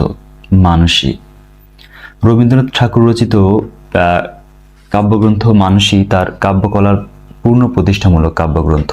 এই কাব্যের উল্লেখযোগ্য কবিতা হচ্ছে ব্যক্তপ্রেম, গুপ্তপ্রেম, অনন্ত প্রেম, উপহার, শেষ উপহার, আগন্তুক, নিষ্ফল কামনা, মেঘদূত, দুরন্ত আশা প্রভৃতি। অভিক রবীন্দ্রনাথের কোন গল্পের নায়ক? রবিবার। এই রবিবার গল্পের নায়ক ছিল হচ্ছে অভিক। রবীন্দ্রনাথ ঠাকুরকে বলা হয় বাংলা ছোট গল্পের জনক। তার প্রথম ছোট গল্প ভিখারিণী। রবিবার ছোট গল্পের প্রধান চরিত্র ছিল হচ্ছে অভিক এবং বিভা, মানে অভয়চরণকে অভিক নামে আমরা দেখেছি সেখানে। মীর মোশাররফ হোসেনের বিষাদ সিন্ধু একটি উপন্যাস। মীর মোশাররফ হোসেনের বিষাদ সিন্ধু হচ্ছে একটি উপন্যাস, এটা হচ্ছে ইতিহাস ভিত্তিক। এতে কারবালার বিষাদময় ঘটনা কিন্তু বর্ণনা রয়েছে। চাঁদের অমাবস্যা উপন্যাসের যুবক শিক্ষকের নাম কি? আরিফ আলী। চাঁদের অমাবস্যার লেখক হচ্ছে সৈয়দ ওয়ালিউল্লাহ।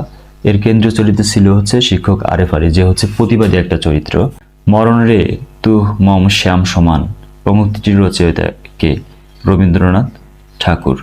এটি রবীন্দ্রনাথ ঠাকুর রচিত ভানুসিংহ ঠাকুরের পদাবলী কাব্যের অন্তর্গত। এটি ব্রজবুলি ভাষায় রচিত। আনোয়ার উপন্যাসের রচয়িতার নাম কি? মোহাম্মদ নজিবুর রহমান। সাহিত্যরত্ন সকলের তরে সকলে আমরা, প্রত্যেকে আমরা পরের তরে, তার রচিত পঙ্ক্তি। এটা হচ্ছে কামিনী রায় রচিত পঙ্ক্তি। এই কবিতাটির এই পঙ্ক্তিটি নেওয়া হয়েছে সুখ কবিতা থেকে। এটি তার প্রথম কাব্যগ্রন্থ আলো ও ছায়ার অন্তর্গত। খোকা ও রঞ্জু মাহমুদুল হকের কোন উপন্যাসের চরিত্র? জীবন আমার বোন। সৈয়দ ওয়ালিউল্লাহর লেখা নাটক কোনটি? বহিপীর। নিচের কোন কাব্য কাজী নজরুল ইসলামের উদারনৈতিক ঐতিহ্য ভাবনার ধারক? অগ্নিবীণা। নিচের কোনটি 20 শতকের পত্রিকা? শনিবারের চিঠি হচ্ছে 20 শতকের পত্রিকা, যেটি প্রকাশিত হয় প্রথম প্রকাশিত হয় হচ্ছে 1924 সালে। এই পত্রিকার সম্পাদক কে ছিলেন এটাও কিন্তু একটা পরীক্ষাতে এসেছিল। সজনীকান্ত দাস তিনিও এই পত্রিকার সম্পাদক ছিলেন এবং প্রথম সম্পাদক ছিলেন হচ্ছে যোগানন্দ দাস। অন্যদিকে বঙ্গদর্শন পত্রিকার সম্পাদক ছিলেন হচ্ছেন বঙ্কিমচন্দ্র চট্টোপাধ্যায়, তত্ত্ববোধিনী পত্রিকায় অক্ষয় কুমার দত্ত এবং সংবাদ প্রভাকর ঈশ্বরচন্দ্র গুপ্ত। এই সংবাদ প্রভাকরে লেখা প্রকাশের মাধ্যমে কিন্তু সাহিত্য জগতে প্রবেশ করেন হচ্ছে বঙ্কিমচন্দ্র চট্টোপাধ্যায়। বাঙালি ও বাংলা সাহিত্য গ্রন্থ কে রচনা করেছেন? আহমদ শরীফ। নিচের কোনটি উপন্যাস নয়?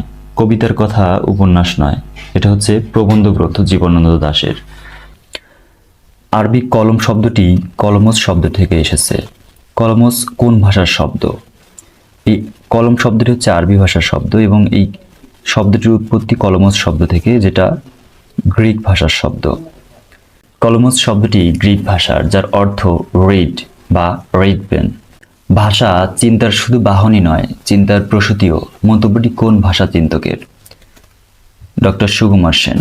সুকুমার সেন তার ভাষার ইতিবৃত্ত 1939 গ্রন্থে এই মন্তব্যটি করেছিলেন। তিনি ভাষা সম্পর্কে আরও বলেন, ভাষা মানুষের জন্মসূত্রে পাওয়া, মানুষের উচ্চারিত অর্থবহ বহুজনবদ্ধ ধ্বনি সমষ্টি ভাষা। যদি কোনো বিষয় অর্থবহ না হয় তাহলে কিন্তু সেটা ভাষা হবে না, কখনোই না। সর্বপ্রথম বাংলা ভাষার ব্যাকরণ রচনা করেন কে? ম্যানুয়েল দোয়াস সুম্পাসাও। বাংলা ভাষার প্রথম ব্যাকরণ রচনা করেন ম্যানুয়েল দোয়াস সুম্পাসাও, যিনি পর্তুগিজ ভাষায় এটি রচনা করেন।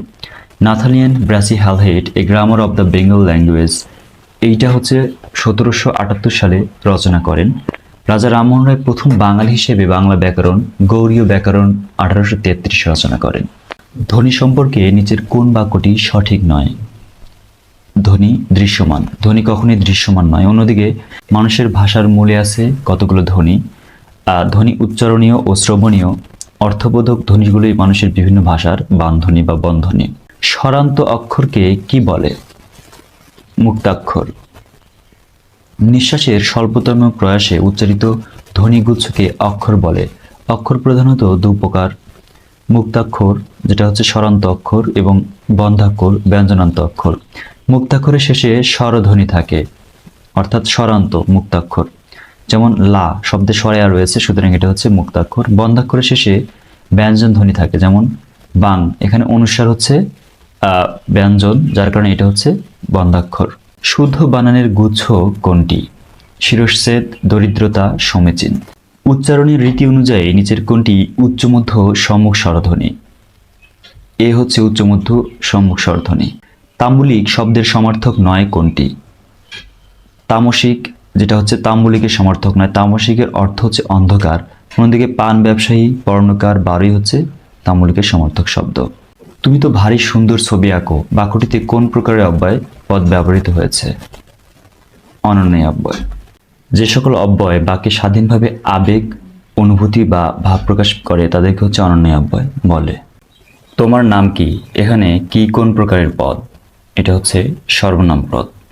বিশেষের পরিবর্তে ব্যবহৃত শব্দকে সর্বনাম বলে। এখানে কি একটি প্রশ্নবোধক সর্বনাম বা প্রশ্নবাচক সর্বনাম। সরল শব্দের বিপরীতার্থক নয় নিচের কোনটি? গরল। র্যাঙ্ক শব্দের বাংলা পরিভাষা কি? পদমর্যাদা। র্যাঙ্ক শব্দটি সাধারণত পদমর্যাদা বা অবস্থান বোঝাতে ব্যবহৃত হয়, বিশেষ করে সেনাবাহিনী বা প্রশাসনিক কাঠামোয়। নিচের কোনটি যৌগিক শব্দ? মিতালি। যে সকল শব্দের ব্যুৎপত্তিগত অর্থ ও ব্যবহারিক অর্থ একই থাকে তাদের যৌগিক শব্দ বলে। সুনামির তাণ্ডবে অনেকেই সর্বশান্ত হয়েছে বাক্যটিতে কয়টি ভুল রয়েছে? 3টি ভুল রয়েছে। সুনামি বানান ভুল, তারপর হচ্ছে তাণ্ডব বানান ভুল এবং সর্বশান্ত বানানটাও ভুল রয়েছে। কৃদন্ত পদের পূর্ববর্তী পদকে কি বলে? উপপদ। কৃদন্ত পদের পূর্ববর্তী পদকে উপপদ বলা হয়। যেমন পকেট মার, মার কৃদন্ত এবং পকেট হচ্ছে উপপদ। ইন্দ্রজিতের ইন্দ্র, সত্যবাদীর সত্য, ধামা ধরার হচ্ছে ধামা হচ্ছে উপপদ। নিচের কোনজন যুদ্ধকাব্যের রচয়িতা নন? সৈয়দ নুরুদ্দিন। মধ্যযুগীয় বাংলা সাহিত্যে মুসলিম ঐতিহ্যভিত্তিক যুদ্ধ বিষয়ক কাব্যকে বলা হয় জঙ্গনামা বা যুদ্ধকাব্য। কোনটি কবি জয়নুদ্দিনের কাব্যগ্রন্থ? রসুল বিজয়। জয়নুদ্দিন মধ্যযুগীয় বাংলা সাহিত্যের একজন কবি। তার বিখ্যাত গ্রন্থ রসুল বিজয়। এই কাব্যের পৃষ্ঠপোষক ছিলেন গৌড়ের যুবরাজ ইসফ খান। রসুল বিজয় কাব্যের বৈশিষ্ট্য হচ্ছে এটি হচ্ছে যুদ্ধ বিষয়ক কাহিনী কাব্য। হযরত মুহাম্মদ সাল্লাল্লাহু আলাইহি সাল্লাম ও ইরাকাধিপতি জয়কুমের যুদ্ধ বর্ণনা রয়েছে এখানে। বিদ্যাসাগর ও বাঙালি সমাজ গ্রন্থের রচয়িতা কে? বিনয় ঘোষ।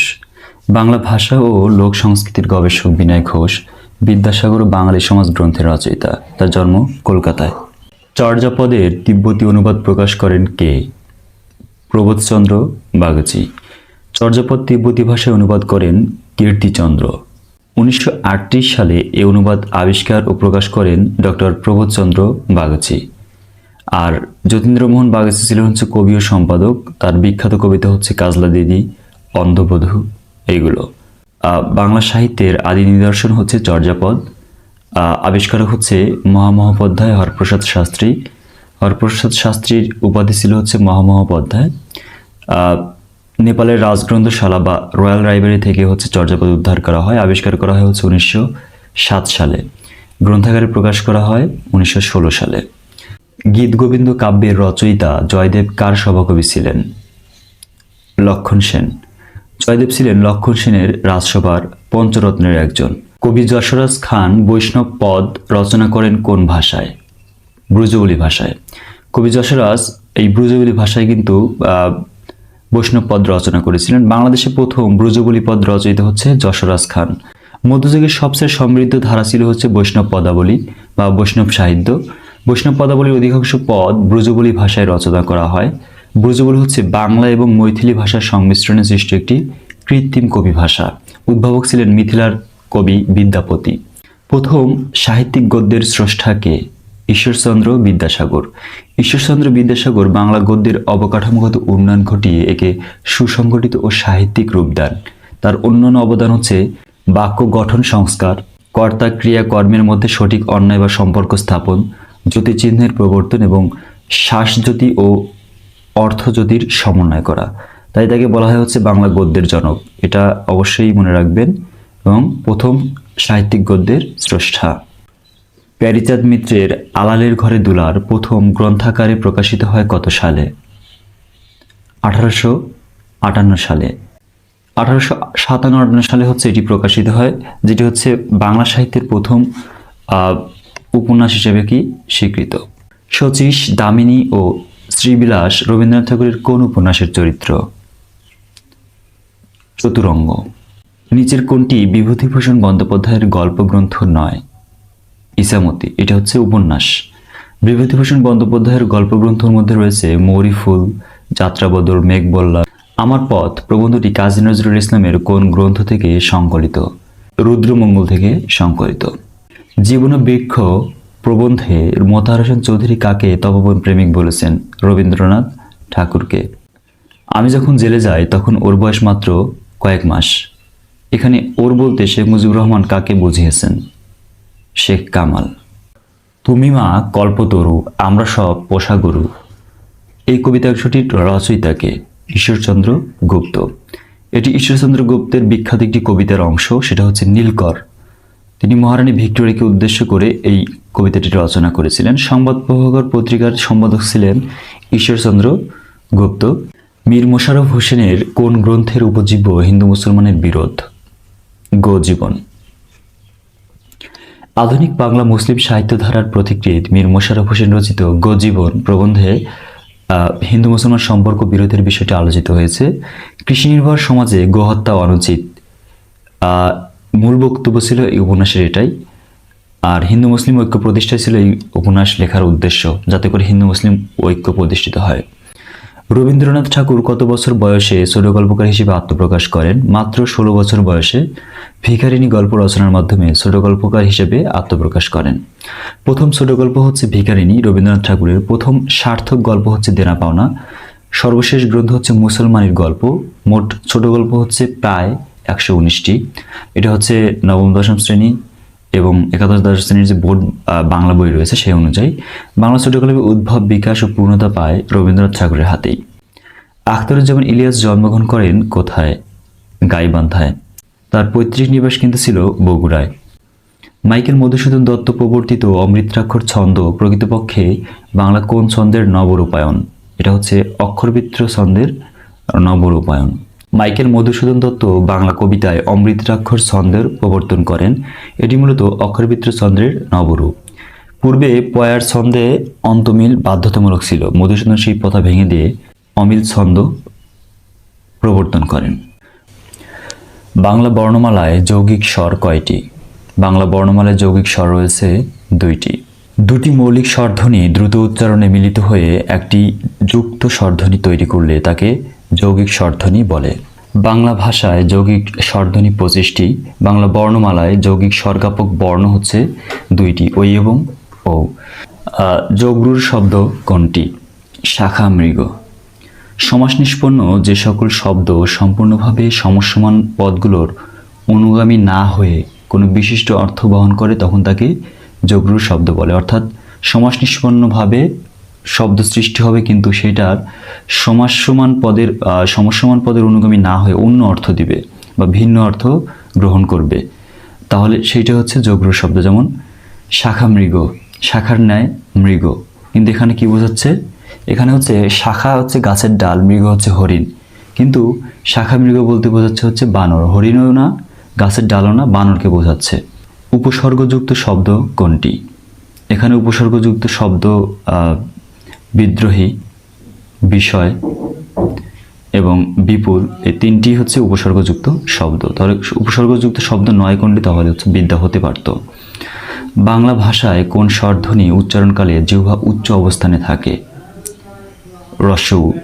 বাংলা শব্দ ভাণ্ডারে অনার্য জাতির ব্যবহৃত শব্দ কোনগুলো? সেগুলো হচ্ছে দেশি শব্দ। বাংলা শব্দ ভাণ্ডারে অনার্য জাতির ব্যবহৃত শব্দকে দেশি শব্দ বলা হয়। বাংলাদেশের আদিম অধিবাসী যেমন কোল, মুন্ডা এই সকল জাতির ভাষা ও সংস্কৃতি থেকে আগত শব্দগুলি হচ্ছে দেশি শব্দ। যেমন কুড়ি, পেট, চুলা, টোপর, ডাব, ঝাঁটা, ঝিনুক, কয়লা, জারুল, চাউল, কাতলা ইত্যাদি। ধ্বনিবিজ্ঞান ও বাংলা ধ্বনিতত্ত্ব গ্রন্থের রচয়িতা কে? মোহাম্মদ আব্দুল হাই। ধ্বনিবিজ্ঞান ও বাংলা ধ্বনিতত্ত্ব যেটা হচ্ছে 1964 সালে প্রকাশিত হয়, এই গ্রন্থের রচয়িতা হচ্ছে মোহাম্মদ আব্দুল হাই। এই গ্রন্থে বাংলা ভাষার ধ্বনির গঠন, উচ্চারণ ও ব্যবহার বিধি বৈজ্ঞানিকভাবে বিশ্লেষণ করা হয়েছে। বিভক্তিযুক্ত শব্দ কোনটি? সরোবরে। সরোবরের সাথে এ বিভক্তি যুক্ত হয়েছে। বাক্যে একটি শব্দের সঙ্গে অন্য শব্দের সম্পর্ক স্থাপনের জন্য যে বর্ণ যুক্ত হয় তাকে বিভক্তি বলে। যেমন সরোবরে পদ্ম ফোটে, এখানে এই যে সরোবরের সাথে এ বিভক্তি যুক্ত হয়েছে, এটা হচ্ছে বিভক্তিযুক্ত শব্দ। বাংলায় বিভক্তি 7 প্রকার এবং বিভক্তি না জানলে কিন্তু আপনি কারো পারবেন না, সুতরাং বিভক্তি জানতে হবে। কোনটি প্রত্যয় সাধিত শব্দ? ঐকিক। এক যোগ ইক, এটা হচ্ছে প্রত্যয় সাধিত শব্দ। শিরশ্ছেদ শব্দের সন্ধি বিচ্ছেদ কোনটি? শির বিসর্গ যোগ ছেদ, শিরশ্ছেদ। এটি একটি বিসর্গ সন্ধিজাত শব্দ, এটা হচ্ছে রজাত বিসর্গ। নীলকর কোন সমাসের দৃষ্টান্ত? এটি মূলত উপপদ তৎপুরুষ সমাসের দৃষ্টান্ত। উপপদের সাথে কৃদন্ত পদের সমাসকে উপপদ তৎপুরুষ সমাস বলা হয়। ব্যাসবাক্যে ক্রিয়ার পরে যে বা যা বসে। যেমন নীল চাষ করে যে, নীলকর, জাদু করে যে, জাদুকর, জল ধারণ করে যে, জলধি। এইগুলো হচ্ছে পঙ্কে জন্মে যা, পঙ্কজ। এইগুলো হচ্ছে উপপদ তৎপুরুষ সমাসের উদাহরণ। পেডাগজি শব্দের পরিভাষা কি বা অর্থ, পরিভাষাগত অর্থ কি? সেটা হচ্ছে শিক্ষা তত্ত্ব।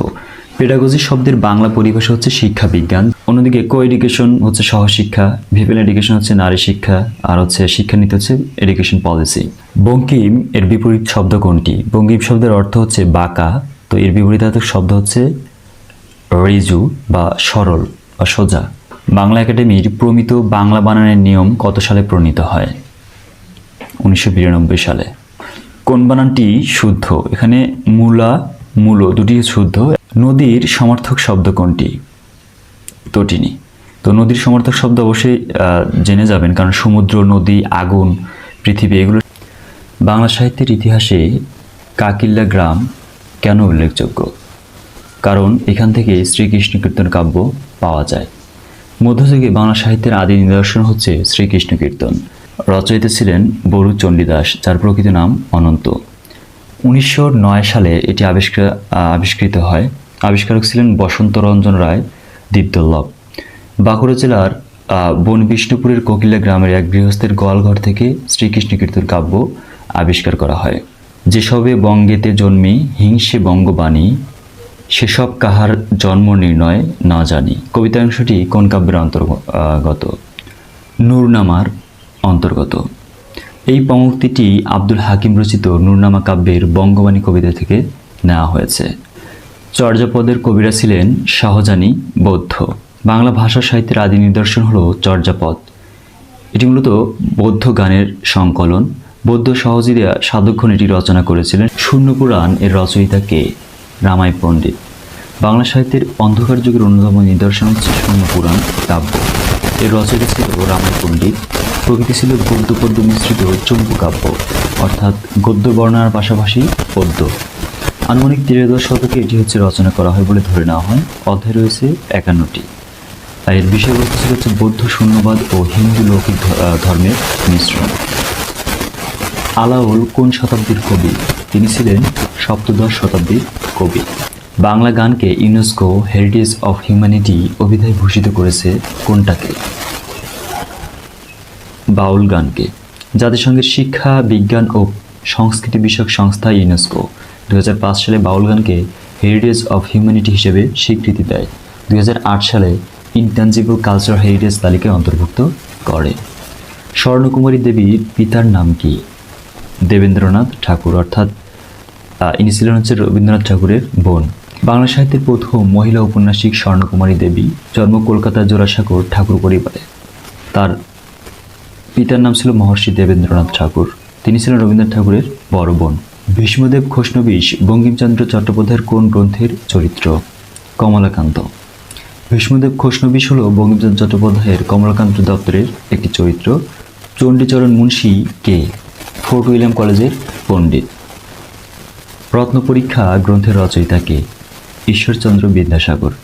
দীনবন্ধু মিত্রের নীলদর্পণ নাটকের ইংরেজি অনুবাদক কে? মাইকেল মধুসূদন দত্ত। নীলদর্পণ 1860 সালে ঢাকা থেকে প্রকাশিত হয় বাংলা প্রেস থেকে। 1861 সালে মাইকেল মধুসূদন দত্ত এই নেটিভ ছদ্মনামে ইংরেজিতে অনুবাদ করেন। ইংরেজি নাম দেন দ্য ইন্ডিগো প্ল্যান্টিং মিরর। এটা প্রকাশের কারণে কিন্তু তাকে জরিমানা করা হয়। রঞ্জন চরিত্রটি রবীন্দ্রনাথ ঠাকুরের কোন নাটকের? রক্তকরবী। ওমন রমজানের এই রোজার শেষে এলো খুশির ঈদ গানটির রচয়িতা কে? কাজী নজরুল ইসলাম। গানের জগতের বুলবুল খ্যাত কাজী নজরুল ইসলাম এই কালজয়ী গানটি রচনা করেন এবং নিজেই সুর দেন। আব্বাসউদ্দিন আহমদের অনুরোধে কাজী নজরুল ইসলাম এই গানটি রচনা করেন। কাজী নজরুল ইসলাম অন্যান্য ইসলামিক গানের মধ্যে রয়েছে আল্লাহ আমার প্রভু, আমার নাহি নাহি ভয়, আল্লাহ নামের বীজ বুনেছি, ত্রিভুবনের প্রিয় মোহাম্মদ, মসজিদেরই পাশে আমায় কবর দিও ভাই, এই সুন্দর ফুল সুন্দর ফল প্রভৃতি। শামসুর রহমানের রচিত উপন্যাস কোনটি? অদ্ভুত আধার 1। তৈল প্রবন্ধটি কে লিখেছেন? হরপ্রসাদ শাস্ত্রী। মহামহোপাধ্যায় হরপ্রসাদ শাস্ত্রী রচিত প্রবন্ধ হচ্ছে তৈল। বাল্মীকির জয়, হাজার বছরের পুরাণ বাংলা ভাষায় বৌদ্ধগান দোহা, প্রাচীন বাংলার গৌরব, মেঘদূত ব্যাখ্যা, বৌদ্ধ ধর্ম প্রভৃতি। নাম রেখেছি কমল গান্ধার কাব্যের রচয়িতাকে? বিষ্ণুদেব। এটি এর আগে একটা বিশেষ এসেছিল। সেলিম আল দীনের নাটকে অনুসৃত শিল্পতত্ত্ব কোনটি? দৈত্যাদ্বৈতবাদ। নাট্যাচার্য সেলিম আল দীন নতুন ধারা নাটকের পথিকৃৎ। তার প্রবর্তিত শিল্পতত্ত্ব হচ্ছে দ্বৈতাদ্বৈতবাদ। পাশ্চাত্য বিভাজন অস্বীকার করে এক নতুন ধারার রচনা তিনি শুরু করেছিলেন। এক রচনায় বহু আঙ্গিকের সমন্বয় তিনি করেছিলেন। পৃথক পালঙ্ক কাব্যগ্রন্থের কবি কে? আবুল হাসান। 21 মানে মাথা নত না করা এই অমর পঙ্ক্তির রচয়িতাকে? আবুল ফজল। কোন গল্পকারের গল্পে ম্যাজিক রিয়েলিজমের প্রতিফলন ঘটেছে? শহীদুল জহির। বাংলা সাহিত্যের অন্যতম কথাশিল্পী হচ্ছে শহীদুল জহির, যার গল্পে ম্যাজিক রিয়েলিজম বা জাদুবাস্তবতার প্রতিফলন ঘটেছে। তিনি নিজেই তার সাক্ষাৎকারে বলেছিলেন যে জাদুবাস্তবতার ধারণা তিনি গ্যাব্রিয়েল গার্সিয়া মার্কেজের কাছ থেকে গ্রহণ করেন এবং সচেতনভাবে তার গল্প উপন্যাসে প্রয়োগ করেছিলেন। বিবৃত স্বরধ্বনি বলতে বোঝায় কোন ধরনের স্বরধ্বনিকে? যে স্বরধ্বনি উচ্চারণে ঠোঁট বেশি খোলে তাকে হচ্ছে বিবৃত স্বরধ্বনি বলে। বিবৃত স্বরধ্বনি উচ্চারণের সময় ঠোঁট সবচেয়ে বেশি খোলে, যেমন হচ্ছে আ, স্বরে আ, অন্যদিকে সংবৃত স্বরধ্বনি হচ্ছে উচ্চারণের ঠোঁট সবচেয়ে কম খোলে, যেমন রসই, রসউ। মনুয়েল দোয়াস সুম্পাসাও অভিধান প্রকাশের আগে কত বছর ধরে শব্দ সংগ্রহ করেন? 9 থেকে 10 বছর। যদি এই প্রশ্নটা করাই হচ্ছে অযৌক্তিক একটা প্রশ্ন, এরকম প্রশ্ন না হয় উচিত ছিল পিএসসির মতো জায়গায়। বাংলা অভিধান প্রণয়নের ইতিহাস শুরু হয় 18 শতকে। প্রথম দিককার অভিধান ছিল দ্বিভাষিক। গৌরী প্রাকৃত বলতে বোঝায় গৌড় অঞ্চলের মুখের ভাষা। গৌড় প্রাকৃত বলতে প্রাচীন ভারতের গৌড় অঞ্চলের মানুষের মুখের ভাষাকে বোঝায়। ডক্টর মোহাম্মদ শহীদুল্লাহর মতে এই গৌড়ীয় প্রাকৃত থেকেই বাংলা ভাষার উদ্ভব হয়েছে। ডক্টর মোহাম্মদ শহীদুল্লাহর যে বিবর্তন রয়েছে, ভাষার বিবর্তনের মতবাদ রয়েছে, সে অনুযায়ী গৌড়ীয় প্রাকৃত থেকে গৌড়ীয় অপভ্রংশ, তারপরে বঙ্গ কামরূপী, তারপরে বাংলা ভাষার উৎপত্তি হয়েছে। লুই ভনুই গুরু পুসিও যান। এখানে ভনুই শব্দের অর্থ কি? ভনুই শব্দের অর্থ হচ্ছে বলে। লুই হলো চর্যাপদের কবি লুইপা। ভনুই অর্থ হচ্ছে বলে, গুরু অর্থ হচ্ছে শিক্ষক, পুসিও শব্দের অর্থ হচ্ছে জিজ্ঞাসা করো, আর জান অর্থ হচ্ছে জ্ঞান। আধুনিক বাংলায় অর্থ হচ্ছে, মানে এইটার অর্থ হচ্ছে, কবি লুইপা বলেন জ্ঞান লাভের জন্য গুরুকে জিজ্ঞাসা করো। সূরা নাহলের একটা আয়াতের কথা মনে পড়ে গেল, যে ওখানে বলা আছে, অতএব তোমরা যদি না জেনে থাকো তাহলে জ্ঞানীদের জিজ্ঞাসা করো। বিষয়টা এরকমই, যে কবি লুইপা বলেন জ্ঞান লাভের জন্য গুরুকে জিজ্ঞাসা করো। শ্রীকৃষ্ণ কীর্তন কাব্যের অংশ নয় কোনটি? প্রণয়খণ্ড শ্রীকৃষ্ণ কীর্তন কাব্যের অংশ নয়। শ্রীকৃষ্ণ কীর্তন মধ্যযুগের বাংলা সাহিত্যের প্রথম, আদি এবং শ্রেষ্ঠ নিদর্শন। এটি সম্পূর্ণ বাংলা ভাষায় রচিত প্রথম গ্রন্থ। রচয়িতা ছিল বরু চণ্ডীদাস। এতে মোট 13টি খণ্ড রয়েছে। এই প্রণয়খণ্ড শ্রীকৃষ্ণ কীর্তন কাব্যের অন্তর্ভুক্ত নয়। অন্যদিকে জন্ম, তাম্বুল, দান, নৌকা, ভার, ছত্র, বৃন্দাবন, কালিয়দময়, যমুনা, হার, বান, বংশী, বিরহ, এগুলো হচ্ছে শ্রীকৃষ্ণ কীর্তন কাব্যের অন্তর্ভুক্ত। গ্লোসারি শব্দের বাংলা পরিভাষা কি? শব্দার্থপঞ্জি। গ্লোসারি শব্দের অর্থ হচ্ছে শব্দার্থের তালিকা বা ব্যাখ্যাসূচি। বাংলা পরিভাষা হচ্ছে শব্দার্থপঞ্জি, শব্দপঞ্জি, টিকাপুঞ্জ বা শব্দকোষ। ঐক্যমত শব্দটি কোন বিবেচনায় অশুদ্ধ নয়? মতের ঐক্য। এভাবে সমাজসাধিত করলে সেটা অশুদ্ধ নয়। 1936 সালে কলকাতা বিশ্ববিদ্যালয়ের বানান সংস্কারের মূল উদ্দেশ্য কী ছিল? বানানের নিয়ম প্রণয়ন করা। বাংলা বানান প্রমিতকরণের প্রক্রিয়া শুরু হয় 19 শতকে। রবীন্দ্রনাথ ঠাকুরের উদ্যোগে কলকাতা বিশ্ববিদ্যালয় 1936 সালে বানান সংস্কার নীতিমালা প্রণয়ন করে। মূল উদ্দেশ্য ছিল বানানকে একটি নির্দিষ্ট নিয়মের অধীনে আনা। অভিধানে অনুস্বর, বিসর্গ, চন্দ্রবিন্দু এই বর্ণগুলোর অবস্থান কোথায়? মূলত স্বরবর্ণের শেষে এদের অবস্থান এবং ব্যঞ্জন বর্ণের আগে। বাংলা অভিধানের বর্ণানুক্রম সাধারণত নির্দিষ্ট ক্রমে সাজানো হয়। সাধারণ নিয়ম হচ্ছে প্রথমে স্বরবর্ণ, তারপরে ব্যঞ্জনবর্ণ। তবে কিছু বিশেষ বর্ণ যেমন অনুস্বর, বিসর্গ, চন্দ্রবিন্দু অভিধানের স্বরবর্ণের পরে কিন্তু ব্যঞ্জনবর্ণের আগে অবস্থান করে। পূর্ববঙ্গীয় উচ্চারণে স্মরণ শব্দের ক্ষেত্রে কোনটি ঘটে? দন্তস্বয়ের উচ্চারণ তালব্যস্ব হয়ে যায়। বাংলাদেশের পূর্ববঙ্গীয় উচ্চারণে অনেক সময় দন্তস্ব ধ্বনি তালব্যস্ব ধ্বনিতে পরিবর্তিত হয়। যেমন হচ্ছে সাপ, এটাকে বলা হয় সাপ। ব্যাং শব্দটি অনুস্বার দিয়ে লিখতে হবে, কারণ এর হসন্ত উচ্চারণ হচ্ছে অনুস্বার। সে কৌতুক করার কৌতূহল সংবরণ করতে পারল না। এই বাক্য কী কারণে ত্রুটিপূর্ণ? মূলত এখানে অর্থ অনুযায়ী শব্দের প্রয়োগ হয়নি। এই বাক্যের মূল সমস্যা হলো শব্দের অর্থগত অসামঞ্জস্যতা। যেমন কৌতুক অর্থ মজা, কৌতূহল অর্থ জানার আগ্রহ, সংবরণ অর্থ দমন। সে মজা করার জানার আগ্রহ দমন করতে পারলো না, মানে মজা করার জানার আগ্রহ দমন করতে পারলো না, যা অর্থহীন এবং অসঙ্গতপূর্ণ। তো এরকম হতে পারতো, সে কৌতুক করার ইচ্ছা বা আগ্রহ সংবরণ করতে পারলো না, এরকম হলে শুদ্ধ হতো। নিত্য তোমার যে ফুল ফোটে ফুল বনে। এখানে নিত্য শব্দের প্রতিশব্দ কি? নিত্য শব্দের প্রতিশব্দ হচ্ছে অহরহ। প্রতিশব্দ মানে কি? প্রতিশব্দ মানে হচ্ছে একই ধরনের শব্দ, অর্থাৎ যে শব্দের পরিবর্তে অন্য একটা শব্দ ব্যবহার করা যায়। যেমন আমরা যদি বলি যে সুখ, সুখের প্রতিশব্দ কি হবে? খুশি, আনন্দ, এইগুলো। তার মানে প্রায় সমার্থক শব্দ। তো এখানে নিত্য অর্থ হচ্ছে প্রতিদিন, বারবার, নিয়মিত। এর প্রতিশব্দ হচ্ছে অহরহ, প্রত্যহ। গড্ডলিকে প্রবাহ বাগধারার গড্ডল শব্দের অর্থ কি? এর আগে একটা বিসিএসেও কিন্তু এই প্রশ্নটা এসেছিল। গড্ডল মানে হচ্ছে ভেড়া। বিরাট গরু ছাগলের হাট ব্যানারে লেখা এই শিরোনামকে অপপ্রয়োগ বলা যায় না কেন? বিরাট শব্দটি হাটকে বিশেষিত করেছে। অজর শব্দের বিপরীত কোনটি? অজর বার্ধক্য। অজর শব্দের অর্থ জরাহীন, বিদ্যুৎহীন। অন্যদিকে বার্ধক্য অর্থ হচ্ছে বৃদ্ধাবস্থা। বাক্যের মধ্যে শব্দ অবস্থান করে কিভাবে? অর্থ ও ভাব অনুযায়ী। বাক্যের শব্দগুলো শুধু ব্যাকরণগত ক্রমে নয়, বরং অর্থ ও ভাবের সামঞ্জস্য অনুযায়ী সাজানো হয়। যেমন পাখি আকাশে ওড়ে, এটা সঠিক, কিন্তু হাতি আকাশে ওড়ে, এটা কিন্তু সঠিক নয়। তো এই অনুযায়ী এই জন্য হচ্ছে বাক্য হওয়ার জন্য আসলে অর্থ এবং ভাবের মধ্যে একটা সম্পর্ক থাকতে হবে। সকলের তরে সকলে আমরা, প্রত্যেকে আমরা পরের তরে, এটি কোন কবিতার অংশ? এটি হচ্ছে সুখ কবিতার অংশ, যার রচয়িতা কামিনী রায়। এটি হচ্ছে আলো ও ছায়া কাব্যগ্রন্থের কবিতা। কবিতার মূল ভাব ছিল ব্যক্তি সুখ নয়, সমাজসেবা ও পরার্থপরতাই প্রকৃত সুখ। অনেক জায়গায় হচ্ছে পরার্থে শিরোনামে এই কবিতায় হচ্ছে অংশটা বলা হয়, কিন্তু না, এটা হচ্ছে সুখ কবিতার অংশ। এমন প্রীতি কভু নাহি দেখি শুনি, কার লেখা? চণ্ডীদাস। বৈষ্ণব পদাবলীর অন্যতম প্রধান কবি হচ্ছে চণ্ডীদাস। বাংলা সাহিত্যের প্রথম মানবতাবাদী কবি হিসেবে পরিচিত চণ্ডীদাস। বাংলা সাহিত্যে কিন্তু কয়েকজন চণ্ডীদাস রয়েছিল, তো অবশ্যই মনে রাখতে হবে কোন চণ্ডীদাস। যদিও এখানে স্পেসিফিক বলা নাই কোন চণ্ডীদাস, যার কারণে আমরা শুধু চণ্ডীদাস উত্তর করছি। চণ্ডীদাসের কয়েকটা বিখ্যাত উক্তি রয়েছে বা পঙ্ক্তি রয়েছে, যেমন সবার উপরে মানুষ সত্য, তাহার উপরে নাই, এমন প্রীতি কভু নাই দেখি শুনি, ইত্যাদি। রবীন্দ্রনাথ ঠাকুর তাকে বলেছিলেন, চণ্ডীদাসকে বলেছিলেন দুঃখের কবি।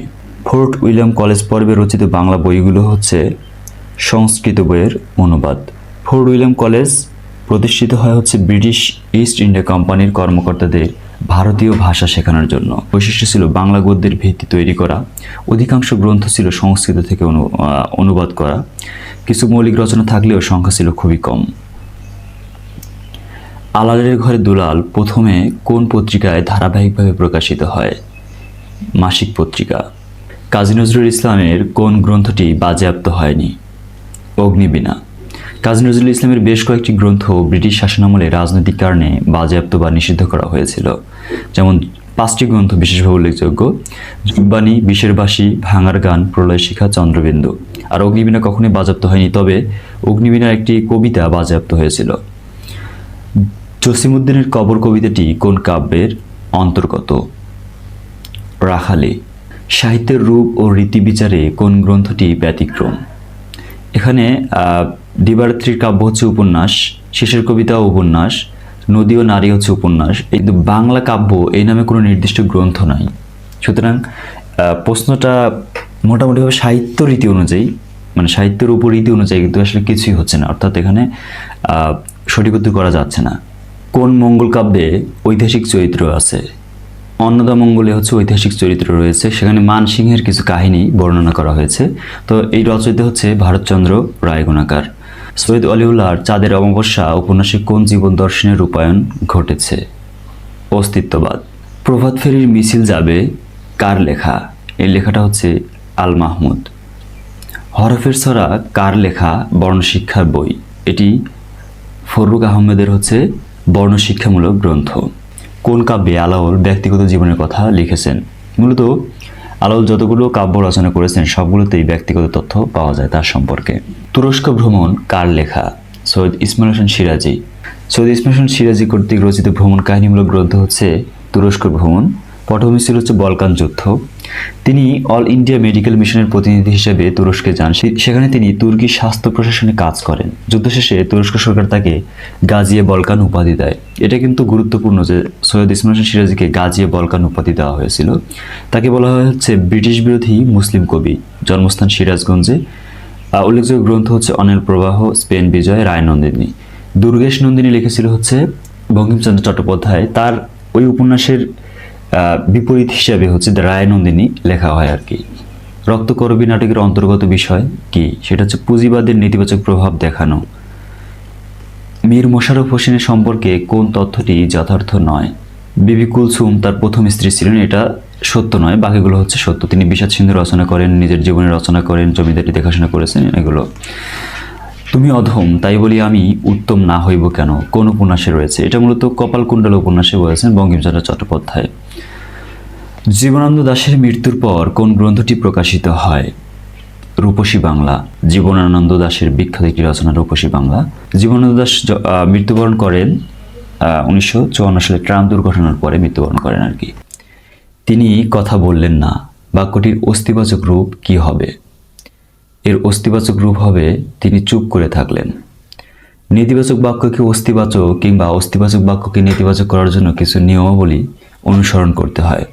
যেমন যদি নেতিবাচক বাক্যে না শব্দ থাকে তাহলে সেটা বাদ দিতে হবে, মূল অর্থের কোনো পরিবর্তন করা যাবে না, অক্ষুণ্ণ রাখতে হবে এবং প্রয়োজনে বিপরীতার্থক শব্দ ব্যবহার করতে হবে। যেমন তিনি কথা বললেন না, এর অস্তিবাচক রূপ হবে তিনি চুপ করে থাকলেন। যেমন আমরা না এই শব্দটা তুলে দিলাম এবং কথা বললেন না, এর বিপরীতার্থক হচ্ছে চুপ করে থাকলেন। অন্তর্ভুক্তিমূলক। অন্তর্ভুক্তিমূলক শব্দ উচ্চারণে কয়টি অক্ষর পাওয়া যায়? 6টি। অন্তর্ভুক্তিমূলক এগুলো হচ্ছে অক্ষর। আসলে নিঃশ্বাসের সর্বোত্তম প্রয়াসে উচ্চারিত ধ্বনি বা ধ্বনিগুচ্ছকে কিন্তু অক্ষর বলা হয়। কোনো শব্দে কতটি অক্ষর রয়েছে সেটা নির্ণয় একটা সহজ টেকনিক রয়েছে। যেমন যতটি স্বরধ্বনি থাকে সাধারণত ততটি অক্ষর থাকে। যেমন বাংলাদেশ, এখানে 3টি স্বরধ্বনি রয়েছে, সুতরাং 3টি অক্ষর। বাংলাদেশ 3টি। যে আলোতে কমুদ ফোটে এক কথায় তাকে কি বলে? কৌমুদী। কোন শব্দে দ্বিস্বর ধ্বনি রয়েছে? লাউ। পূর্ণ স্বরধ্বনি ও অর্ধ স্বরধ্বনি একত্রে উচ্চারিত হলে দ্বিস্বর ধ্বনি বা যৌগিক স্বরধ্বনি গঠিত হয়। যেমন লাউ, স্বরে এবং রস্যউ এই দুইটা মিলে হয়েছে, এই যে আউ কিন্তু রয়েছে এখানে, লাউ দ্বিস্বর ধ্বনি। প্রত্যয়যোগে গঠিত শব্দ কোনটি? ডাক্তারখানা এবং সম্রাট এই দুটি হচ্ছে প্রত্যয়যোগে গঠিত শব্দ। ডাক্তারখানা হচ্ছে তদ্ধিত প্রত্যয়যোগে গঠিত শব্দ এবং সম্রাট হচ্ছে কৃত প্রত্যয়যোগে গঠিত শব্দ। শুদ্ধ বাক্য কোনটি? সারা দেশে দিবসটি উদযাপন করা হবে। তো সারা দেশব্যাপী এটা হচ্ছে অশুদ্ধ, বাহুল্য দোষ। সারা দেশ অথবা দেশব্যাপী। উদযাপন এটা হচ্ছে শুদ্ধ বানান, এই বানান অনুযায়ী সঠিক হচ্ছে সারা দেশে দিবসটি উদযাপন করা হবে।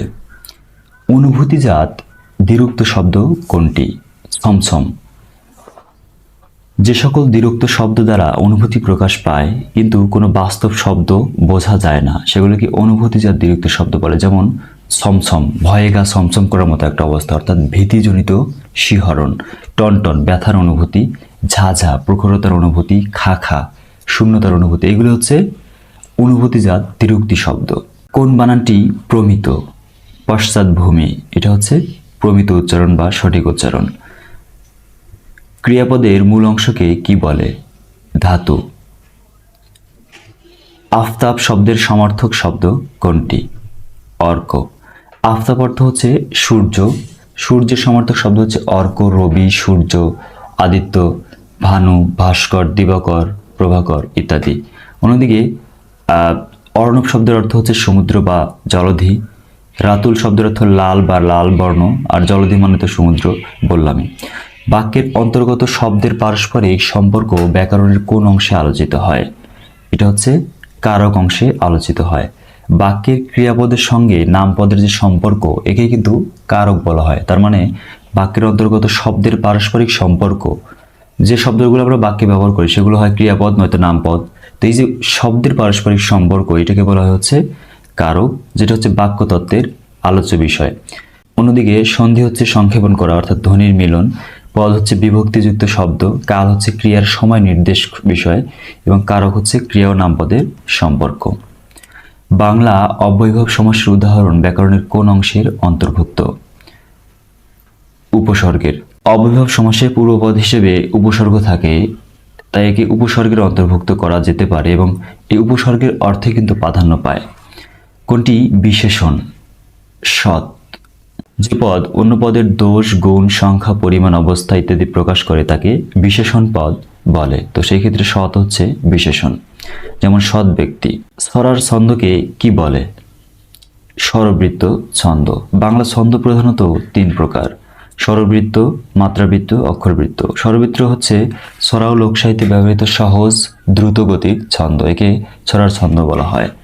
ট্রান্সপারেন্সি শব্দের বাংলা পরিভাষা কি? স্বচ্ছতা। ইসমাইল হোসেন সিরাজীর কোন কাব্যটি বাজেয়াপ্ত হয়? অনল প্রবাহ। অনল প্রবাহ, যা 1900 সালে প্রকাশিত হয়, ইসমাইল হোসেন সিরাজীর প্রথম কাব্যগ্রন্থ। এতে ইংরেজ বিরোধী তীব্র মনোভাব প্রকাশ পাওয়ায় এটি ব্রিটিশ সরকার কর্তৃক বাজেয়াপ্ত হয়। তার অন্যান্য রচনা হচ্ছে স্পেন বিজয়, আকাঙ্ক্ষা, উচ্ছ্বাস, নবোদ্দীপনা, রায়নন্দিনী, যেটা হচ্ছে দুর্গেশ নন্দিনীর বিপরীতে লেখা। এখানে একটা কথা বলে রাখি, সৈয়দ ইসমাইল হোসেন সিরাজীকে বলা হয় হচ্ছে গাজিয়ে বলকান। তিনি বলকান যুদ্ধে, যেটা হচ্ছে 1912-13 সালে হয়েছিল, সেই সময়ে অল ইন্ডিয়া মেডিকেল মিশনের বঙ্গীয় প্রতিনিধি হিসেবে হচ্ছে তুরস্ক গিয়েছিল, এবং সেইখান থেকে কিন্তু তুরস্ক সরকার তাকে গাজী বলকান উপাধি দিয়েছিল, এবং তাকে কিন্তু অনল প্রবাহের কবিও বলা হয়। ফরুক আহমদের সাত সাগরের মাঝি কত সালে প্রকাশিত হয়? 1944 সালে। সাত সাগরের মাঝি ফরুক আহমদের শ্রেষ্ঠ কাব্যগ্রন্থ। এটি 1944 সালে প্রকাশিত হয়। মূল বিষয় ছিল ইসলামী ঐতিহ্য এবং ইতিহাস নিয়ে একটা বিশেষ বার্তা দেওয়া। ইউসুফ জুলেখার কবি শাহ মোহাম্মদ সগীরের জন্ম কোথায়? চট্টগ্রামে। শাহ মোহাম্মদ সগীর বাংলা সাহিত্যের প্রথম মুসলমান কবি। তিনি পঞ্চদশ শতকের কবি ছিলেন। তার জন্ম নিয়ে সরাসরি তথ্য না থাকলেও ভাষা ও কাব্যধারা থেকে ধারণা করা হয় তিনি চট্টগ্রাম অঞ্চলের অধিবাসী ছিলেন। উদ্ধৃত চরণটির লেখককে? আজ চারদিক হতে ধনিক বণিক শোষণকারীর চাঁদ, আরও একটি অংশ ছিল। এটার লেখক হচ্ছে কাজী নজরুল ইসলাম। যেখানে প্রতিবাদী কোনো বিষয়, সেটা কিন্তু কাজী নজরুল ইসলামের লেখা বেশিরভাগ। এটি কাজী নজরুল ইসলামের সর্বহারা কাব্যগ্রন্থের কিষানের গান কবিতার অংশ। এখানে শোষিত কৃষক সমাজের প্রতি তার বিদ্রোহী ও মানবিক দৃষ্টিভঙ্গি প্রকাশ পেয়েছে। শ্রীকৃষ্ণ কীর্তন কাব্যের প্রথম খণ্ডের নাম কি? এর আগে একটা বিশেষের ব্যাখ্যাতে আমরা দিয়েছিলাম কি কি খণ্ড রয়েছে। তো প্রথম খণ্ডের নাম হচ্ছে জন্মখণ্ড।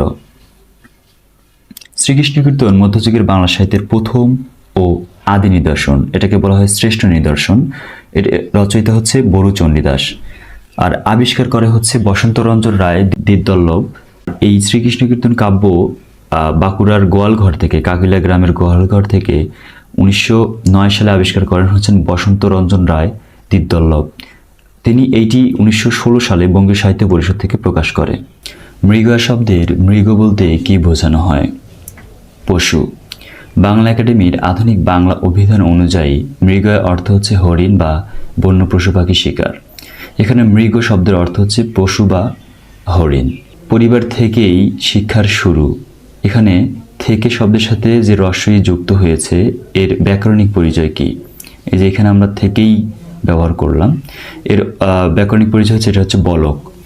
যেসব শব্দাংশ পদের সাথে যুক্ত হয়ে বক্তব্যকে জোরালো করে সেগুলোকে বলক বলে, যেমন এখনই, তখনই, এখনো ইত্যাদি। এখানে থেকেই শব্দের সাথে রস্বই হলো বলক, যা বাক্যকে জোরালো করেছে। স্বাধীন শব্দের ব্যাসবাক্য কোনটি? স্ব-এর অধীন বা নিজেদের অধীন, এটা হচ্ছে স্বাধীন শব্দের ব্যাসবাক্য। স্বাধীন শব্দটি ষষ্ঠী তৎপুরুষ সমাস। এর ব্যাসবাক্য হলো স্ব-এর অধীন বা নিজের অধীন। ষষ্ঠী তৎপুরুষ সমাসে পরপদের প্রাধান্য থাকে এবং ব্যাসবাক্যে র বা এর বিভক্তি যুক্ত হয়। ভাষায় অর্থযুক্ত ক্ষুদ্রতম একক কোনটি? রূপমূল। আমরা জানি ভাষার মূল উপাদান বা ক্ষুদ্রতম একক হচ্ছে ধ্বনি। ধ্বনিগুলোর নিজস্ব কোনো অর্থ নেই, যেমন স্বরে ও স্বরে, আর রস্বই রস্বই ইত্যাদি। কিন্তু ভাষা বা শব্দের অর্থযুক্ত ক্ষুদ্রতম একক হলো রূপ, রূপমূল বা মরফিম, মানে অর্থযুক্ত। এটা কিন্তু মাথায় রাখতে হবে যে অর্থযুক্ত। আর এমনিতেই হচ্ছে ক্ষুদ্রতম একক হচ্ছে ধ্বনি, কিন্তু অর্থযুক্ত ক্ষুদ্রতম একক হচ্ছে রূপ বা রূপমূল। এই রূপমূলের অর্থ থাকে, যেমন পরি শব্দের ক্ষুদ্রতম অর্থবোধক অংশ হচ্ছে পর। এই পর হচ্ছে একটি রূপমূল। রূপমূল থেকেই শব্দ গঠিত হয়, তাই শব্দতত্ত্বকে রূপতত্ত্ব বলা হয়। ধ্বনি ও বর্ণের পার্থক্য কথায়? এটা হচ্ছে ইন্দ্রিয়গ্রাহ্যে। ধ্বনি হলো মানুষের কণ্ঠ নিঃসৃত শ্রুতিযোগ্য আওয়াজ, আর বর্ণ হলো সেই ধ্বনি লিখিত প্রতীক। ধ্বনি ও বর্ণের প্রধান পার্থক্য হচ্ছে ইন্দ্রিয়গ্রাহ্যে, অর্থাৎ ধ্বনি শোনা যায় শ্রুতিগ্রাহ্য, আর বর্ণ দেখা যায় দৃষ্টিগ্রাহ্য। সত্যকে স্বীকার করতে অনেক ব্যক্তিরাই চায় না। এখানে ভুল হয়েছে কোথায়? সেটা হচ্ছে বানান এবং বচনে। এখানে চায় না যে রয়েছে, এটা হবে হচ্ছে চায় না। বাক্যের শেষে যদি না, নি, নেই থাকে তাহলে সেটা হচ্ছে আলাদাভাবে হয়। অনেক ব্যক্তিরাই, এটা হচ্ছে বাহুল্য দোষ বা বচনগত ভুল। সুতরাং বানান এবং বচনের ভুল রয়েছে। এই কাজ করতে আমি বদ্ধপরিকর। এখানে পরিকর শব্দের অর্থ কি? পরিকর শব্দের অর্থ হচ্ছে প্রতিশ্রুত। বদ্ধপরিকর মানে হচ্ছে বিশেষভাবে, দৃঢ়ভাবে প্রতিজ্ঞাবদ্ধ। কোন শব্দটি প্রত্যয়যোগে গঠিত? ডাক্তারখানা। এর আগেও একটি বিশেষ এসেছিল এটা। রবীন্দ্রনাথ ঠাকুর শব্দের শুরুতে মাত্রাযুক্ত একার ব্যবহার করতেন কেন? উচ্চারণ বোঝাতে। শব্দের শুরুতে সাধারণত সংবৃত উচ্চারণ হয়, যেমন বেশি, মেয়ে, কিন্তু রবীন্দ্রনাথ ঠাকুর শব্দের শুরুতে মাত্রাযুক্ত একার ব্যবহার করতেন উচ্চারণ বোঝাতে, যেমন এক, খেলা ইত্যাদি। পারিভাষিক শব্দ বলতে বোঝায় বিষয়গত সুনির্দিষ্ট অর্থবোধক শব্দ। পারিভাষিক শব্দ হলো নির্দিষ্ট বিষয় বা শাস্ত্রের জন্য নির্ধারিত বিশেষ অর্থবোধক শব্দ, যেমন অ্যাক্টিং ভারপ্রাপ্ত, অ্যামিকাস কিউরি মানে আদালতের বন্ধু, পেডাগজি মানে হচ্ছে শিক্ষণ বিজ্ঞান, হ্যাভেনলি বডি মানে হচ্ছে জ্যোতিষ্ক। তিনি কথা শুনে ঘুমাতে পারলেন না, বাক্যটির অস্তিবাচক রূপ কী হবে? তিনি কথা শুনে জেগে রইলেন। এর আগে আমরা বলেছি বিস্তারিত যে কীভাবে অস্তিবাচক বাক্যকে নেতিবাচক এবং নেতিবাচক বাক্যকে অস্তিবাচক করতে হয়। শিক্ষককে বুঝতে হবে শিক্ষার্থী কী চায়। এই বাক্যে শিক্ষক ও শিক্ষার্থী প্রয়োগ ঘটেছে বহুবচন বোঝাতে। এখানে শিক্ষক সকল শিক্ষককে বোঝানো হয়েছে এবং শিক্ষার্থী বলতেও সকল শিক্ষার্থীকেই বোঝানো হয়েছে, তাই উভয়ই সাধারণভাবে বহুবচন নির্দেশ করেছে। ভাষা পরিবার অনুযায়ী সাঁওতাল জনগোষ্ঠী সাধারণত কোন পরিবারভুক্ত? অস্ট্রিক, অস্ট্রো এশিয়াটিক বা মুন্ডা। কোন শব্দটি বিসর্গ সন্ধির মাধ্যমে গঠিত? নীরব। নি বিসর্গ যোগ রব, এটা হচ্ছে বিসর্গজাত সন্ধি। কোন ধ্বনি পরিবর্তনটি যথাযথ নয়? এখানে সঙ্গীত, গীতিকা এটা যথার্থ নয়। উৎক্ষেপণ শব্দের উপসর্গ কোন অর্থ ধারণ করেছে? ঊর্ধ্ব, ঊর্ধ্বে বা উপরের দিকে নিক্ষেপ, এই অর্থে হচ্ছে উৎক্ষেপণ শব্দটি গঠিত হয়েছে। কাজী নজরুল ইসলামের কোন উপন্যাসের কেন্দ্রীয় চরিত্র জাহাঙ্গীর? কুহেলিকা। কাজী নজরুল ইসলামের বিখ্যাত উপন্যাস হচ্ছে কুহেলিকা, যা 1931 সালে প্রকাশিত হয়। এর কেন্দ্রীয় চরিত্র ছিল জাহাঙ্গীর। এছাড়া রয়েছিল তাহমিনা, চম্পা, ফেরদৌস বেগম। কাজী নজরুল ইসলাম রচিত উপন্যাস রয়েছে বাঁধনহারা, মৃত্যুহুদা, কুহেলিকা। তো বাঁধনহারা উপন্যাস হচ্ছে প্রথম পত্র উপন্যাস, মৃত্যুহুদা হচ্ছে শ্রেষ্ঠ উপন্যাস, আর কুহেলিকার কেন্দ্রীয় চরিত্র আমরা বললাম জাহাঙ্গীর। ফরুক আহমেদের গ্রন্থ কোনটি? হরফের ছোরা। বিভিন্ন বিসিএসে কিন্তু এই প্রশ্নটি এসেছে বিশেষ একটা কারণে, কারণ মুসলিম রেনেসার কবি হচ্ছে ফরুক আহমদ। তো ফরুক আহমদ, মাইকেল মধুসূদন দত্ত, কাজী নজরুল ইসলাম, রবীন্দ্রনাথ ঠাকুর, এই সকল মানুষ থেকে কিন্তু প্রশ্ন প্রতি বছরই হয়। ফরুক আহমদ মুসলিম রেনেসার কবি। তিনি শিশুতোষ গ্রন্থ রচনা করেছেন, তার মধ্যে উল্লেখযোগ্য হচ্ছে হরফের ছোরা, বর্ণশিক্ষা ভিত্তিক ছন্দ মিলিয়ে যে লেখাটা, পাখির বাসা, ইউনেস্কো পুরস্কার পেয়েছিল এর জন্য, নতুন লেখা, ছড়ার আসর, চাঁদের আসর, চিড়িয়াখানা, ফুলের জলসা প্রভৃতি। বর্ণপরিচয় নামে একটা গ্রন্থ রয়েছে যার রচয়িতা হচ্ছে ঈশ্বরচন্দ্র বিদ্যাসাগর, প্রথম সার্থক শিশুতোষ গ্রন্থ। আর সহজপাঠ হচ্ছে রবীন্দ্রনাথ ঠাকুর রচিত এই ভাষা শিক্ষামূলক গ্রন্থ। কম দামে কেনা বেশি দামে বেচা আমাদের স্বাধীনতা বইটির লেখককে? আবুল মনসুর আহমদ। এটি তার বিখ্যাত রম্য রচনা সংকলন, সেটা হচ্ছে 42টি নিবন্ধ নিয়ে সংকলন করা হয়েছিল। এটা 1972 থেকে 73 সালে দৈনিক ইত্তেফাকে প্রকাশিত লেখাগুলো সংকলিত রয়েছিল এই গ্রন্থে আর কি। আমার দেখা রাজনীতির 50 বছর, পাক বাংলার কালচার, শেরে বাংলা হইতে বঙ্গবন্ধু, এই বিখ্যাত গ্রন্থগুলোর রচয়িতাই কিন্তু আবুল মনসুর আহমদ। আবুল মনসুর আহমেদ এই ব্যক্তিটা কিন্তু বাংলা সাহিত্যের ইতিহাসে একটা গুরুত্বপূর্ণ নাম, এবং এখান থেকে কিন্তু প্রতি বছর প্রশ্ন হওয়ার সম্ভাবনা থাকে এবং আসে। তার আত্মজীবনীমূলক গ্রন্থ হচ্ছে আত্মকথা। আবুল মনসুর আহমেদকে বলা হচ্ছে সাংবাদিক, সাহিত্যিক এবং রাজনীতিবিদ, যার কারণে তিনি রাজনীতির অনেক ভালো ভালো গ্রন্থ রচনা করেছিলেন। তিনি ব্যঙ্গ রচনার জন্য অসাধারণ দক্ষ ছিলেন এবং সামাজিক কুসংস্কার, রাজনৈতিক ভণ্ডামি এবং গোঁড়ামিকে তীব্রভাবে ব্যঙ্গ করেছেন। মধুসূদন দত্তের পূর্ববর্তী গুরুত্বপূর্ণ কবি কে? এটা হচ্ছে ঈশ্বরচন্দ্র গুপ্ত। ঈশ্বরচন্দ্র গুপ্ত ছিলেন বাংলা সাহিত্যের যুগসন্ধিকালীন কবি। মধ্যযুগ ও আধুনিক যুগের মানে সংযোগকারী আর কি। তিনি হচ্ছেন মধ্যযুগের এবং আধুনিক যুগের মধ্যবর্তী এমন একজন কবি যে হচ্ছে যাকে বলা হচ্ছে যুগ সন্ধিকালীন কবি। তিনি সংবাদ প্রভাকর পত্রিকা সম্পাদনা করেছিলেন এবং এখানেই কিন্তু লেখা প্রকাশের মাধ্যমে সাহিত্যে হাতেখড়ি হয়ে হচ্ছে বঙ্কিমচন্দ্র চট্টোপাধ্যায়ের। চর্যাপদের খণ্ডিত পদগুলো তিব্বতী থেকে প্রাচীন ভাষায় রূপান্তর করেন কে? সুকুমার সেন। আহমদ শরীফের মতে মধ্যযুগে চণ্ডীদাস নামে কতজন কবি ছিলেন? 3 জন চণ্ডীদাস ছিলেন। এর আগের বিশেষ আমরা বলেছি যে চণ্ডীদাস কিন্তু একজন নয়, 3 জন চণ্ডীদাস ছিলেন, বরু চণ্ডীদাস, দ্বিজ চণ্ডীদাস এবং দীন চণ্ডীদাস। কোন বাক্যটি প্রয়োগগত দিক থেকে শুদ্ধ? আবশ্যক ব্যয়ে কার্পণ্য অনুচিত, এটা হচ্ছে প্রয়োগগত দিক থেকে শুদ্ধ। অন্যদিকে মাছ আকাশে ওড়ে, এটা কখনোই সম্ভব না। তার খুব আনন্দ পেল, এটা হলো না। সে খুব আনন্দ পেল, এরকম হতে পারত। সকল ছাত্রগণ এখানে হচ্ছে বচনজনিত ভুল রয়েছে। মা তার সন্তানদের ভালোবাসেন, এটি কোন ধরনের বাক্য? এটি হচ্ছে অস্তিবাচক বাক্য। যে বাক্য দ্বারা কোনো ঘটনা, তথ্য বা বিবৃতি প্রকাশ করা হয় তাকে নির্দেশক বাক্য বা বিবৃতিমূলক বাক্য বলা হয়, আর এটাই কিন্তু অস্তিবাচক বাক্য। বিষণ্ণ শব্দটির সঠিক বিশেষ্য রূপ কোনটি? বিষাদ। বিষণ্ণ শব্দের অর্থ হচ্ছে বিষাদযুক্ত, দুঃখিত বা ক্ষুণ্ণ। রসইয়ের মাত্রার উপরের অংশের নাম কি? এই যে উপরের অংশ, এর নাম কি? এটা হচ্ছে চৈতন। চৈতন হচ্ছে এই যে রসই, দীর্ঘই, রস্য, দীর্ঘ, ওই, ঔ, ট, ঠ এই সকল বর্ণের মাত্রার উপরে বিদ্যমান বাঁকানো চিহ্ন, এটা হচ্ছে চৈতন্য। এই যে উপরের যেটা রয়েছে এটা হচ্ছে চৈতন। এই চিহ্নটি টিকি, উর্নি, উড়ানি, উড়না, শিখা এগুলো নামেও পরিচিত। আবার রয়েছে হচ্ছে আকরি। আকরি হচ্ছে ছোট আকশি, যেমন রি, ক, ধ, ফ এইগুলোর যে এই অংশটুকু দুই পাশে, এইগুলো হচ্ছে আকরি। আবার রয়েছে পাগড়ি, যেমন উ বর্ণে এই যে বাঁকানো অংশ এটা হচ্ছে পাগড়ি। পরমেশ শব্দটির সঠিক সন্ধিবিচ্ছেদ কোনটি? পরম যোগ দীর্ঘইশ তলব্যস। স্বর্গ শব্দের সঠিক সমার্থক শব্দজোড়া কোনটি? স্বর্গ মানে আমরা সবাই জানি সেটা হচ্ছে বেহেশত বা জান্নাত, সেই ক্ষেত্রে ত্রিদীপ, সুরপুর। এছাড়া রয়েছে অমরাবতী, ইন্দ্রালয়, জান্নাত, ত্রিদশালয়, দেবপুরী, দিব্যলোক, দুলোক, দেবভূমি, দেবলোক, বেহেশত, সুরলোক, সুরপুরী ইত্যাদি।